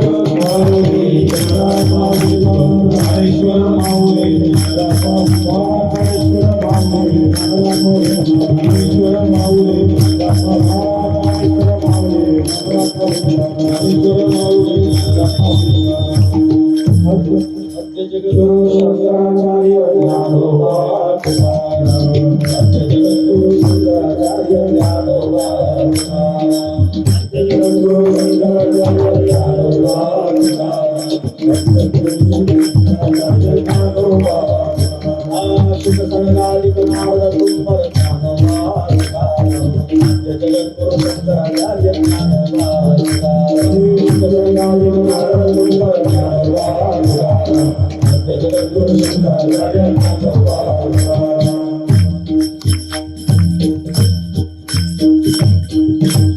शंकराचार्यांचं भजन घेण्याचं कारण सगळ्यांना माहिती आहे, मला ते विस्ताराने सांगायचं नाही. शंकराचार्यांची वारी आता सध्या सुरू आहे. 25 वर्षी प्रदक्षिणा. तुमच्या सगळ्यांचं फार जास्त प्रेम म्हणून आम्ही कीर्तन करण्यात आलो. मागच्या वर्षी पण असंच झालं होतं. रथयात्रा सोडून त्यांनी आले. त्या रथयात्रेत त्या गावांमधले लोक त्यांनी आमची वाट पाहतात फार प्रेमाने. आम्ही नाही गेल्यावर नाराज होतात. म्हणून कदाचित पुढच्या वर्षी आम्ही तुमच्या कार्यक्रमाला येणार नाहीत असं आताच त्यांनी सांगून ठेवतो. कारण रथयात्रा सोडून येणं मला जरा जड जाते. मग कधीतरी हे बघा, नाही पुढच्या वर्षी आलो म्हणजे काय होईल, काय फरक पडेल.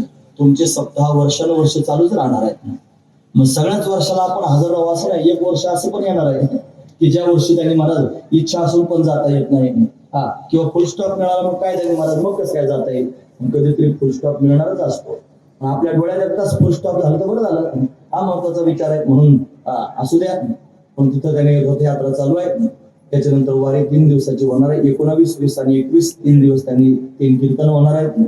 21 तारखेला सकाळी त्यांनी अशा पद्धतीने नगर प्रदक्षिणा होऊन शंकराचार्य जयंतीचे कीर्तन होतं. आपण सगळ्यांनी वारी करता यावं अशी त्यांनी मला सर्वांना विनंती करतो. सर्वांना आमंत्रण देतो आणि याच ठिकाणी थांबतो. झाली सेवा भगवंताच्या चरणी समर्पित करून याच ठिकाणी थांबूया. 2-2.5 तास बसून तुम्ही माझी बडबड ऐकून घेतली. तुम्हाला सगळ्यांच्या अंतकरणापासून धन्यवाद. गुणवान मंडळींनी फार सुंदर साथ केली. तुम्हाला सगळ्यांच्या अंतकरणापासून धन्यवाद. साऊंड सिस्टीम सहज आहे, मला चांगलं बोलता आलं, त्यांचे धन्यवाद. पंचकृषीतून भाविक उपस्थित आहेत. फार श्रद्धेने आपण त्यांनी ऐकून घेतलं. धन्यवाद करतो सर्वांचे. तर ऊन आहे, रखरख आहे, तरी पण एवढ्या वेळ त्यांनी बोललं. लोकांना शुद्ध राहत नाही बोलायला लागल्यानंतर. काल्याचं कीर्तन 12च्या काठावर थांबायचं म्हणजे उगं कोंबडी खाल्ल्यासारखं वाटतं. आणि ते जर त्यांनी असं पोटभर मिळालं नाही मग त्यांनी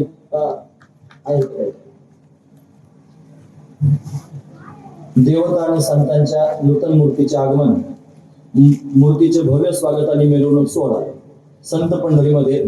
आणि 25 मूर्ती ज्या सगळ्या मूर्ती मंदिरांमध्ये बसायच्या आहेत त्या 25 मूर्ती आलेल्या आहेत. त्यातल्या 13 मूर्ती मोरीकरांनी अशा पद्धतीने आणून त्यांच्या गावामध्ये सुंदर प्रदक्षिणा होऊन एक कीर्तनाने त्यांनी म्हणत त्यांचं स्वागत झालेलं आहे. राहिलेल्या त्यांनी 12 मूर्ती आणि उद्याच्या 19 तारखेला त्यांनी येणार आहेत आणि 20 तारखेला त्याची मिरवणूक होणार आहे. सगळ्या 25 मूर्तींची बरोबरच होणार आहे. पण जर ज्यांना शक्य असेल त्यांनी खरोखर त्यांनी 20 तारखेपासूनच त्या कार्यक्रमामध्ये सहभागी व्हावं अशी सर्वांना विनंती करतो. असू द्या म्हणून झाले सेवा पुनश्च एकदा भगवंताच्या चरणी समर्पित करून थांबतो. साल तुमची झालीच आहे सगळे करतो आणि मोठ्या प्रेमानं भगवंताचं चिंतन करतो. हे बघा अर्धा तास जास्त माझ्याकडून झालेल्या सगळ्यांची क्षमा मागतो आणि थांबतो. यानंतर जे विठ्ठल होईल 2 काल्याच्या अभंग होतील, दहीहंडी फोडली जाईल आणि त्यानंतर त्याने आरती समारोपाचा अभंग होईल, आरती होईल, सूचना होतील, मग आपण त्यांनी आपले स्थान सोडायचे. 15 मिनिटे या सगळ्या गोष्टी व्हायला लागतात. आता पण जसे शांत बसले असेच शांतपणे बसून राहा. कीर्तनकार कीर्तन करायला स्वतंत्र असतं. माझ्या मनात आला असतं अजून 15 मिनिटं मी कीर्तन सांगितलं असतं. तुम्हाला कसं काय सांगितलं असतं आमचा काय माहिती. कीर्तनाला मर्यादा नसते, अलीकडे घातली मर्यादा. पहिले कीर्तन व्हायचे, रात्री कीर्तन सुरू केले की सकाळपर्यंत कीर्तन व्हायचं. मोतीराम महाराज काकाने कीर्तना नियम म्हणायचे आणि संध्याकाळ सूर्यास्त झालं की कीर्तनाला सुरुवात करायची आणि पहाटच्या काकड्यापर्यंत कीर्तन करीत राहायचं. असेच तुकोबारायांचं चरित्र महिपती महाराजांनी लिहिलं. असेच कीर्तन होत होते. एक बोलणारा थोडा थकला की दुसरा उभा राहायचा, मग त्यांनी बोलायला सुरुवात करायची, रात्रभर कीर्तन करायचं. कीर्तनाला मर्यादा नसते. आपण फार प्रोफेशनल झालो आता. आपण त्याने आपलं जीवनच असं झालं महाराज आता. म्हणून आपलं त्यातली त्यात असतं सगळं. हे त्यातली त्यात म्हणून घोटाळा झाला. हे ज्यांना छंद नाही ते त्याला त्यांनी आळा घालण्याचा प्रयत्न करतात. असं ते सांगून कशाला वेळ घालू म्हणून त्यांनी हे बघा तुम्ही ऐकतात ना सगळेजण. मी सुरुवातीला तुमच्या समोर जी बडबड केली की नाही त्याला बडबड नका सांगितलं.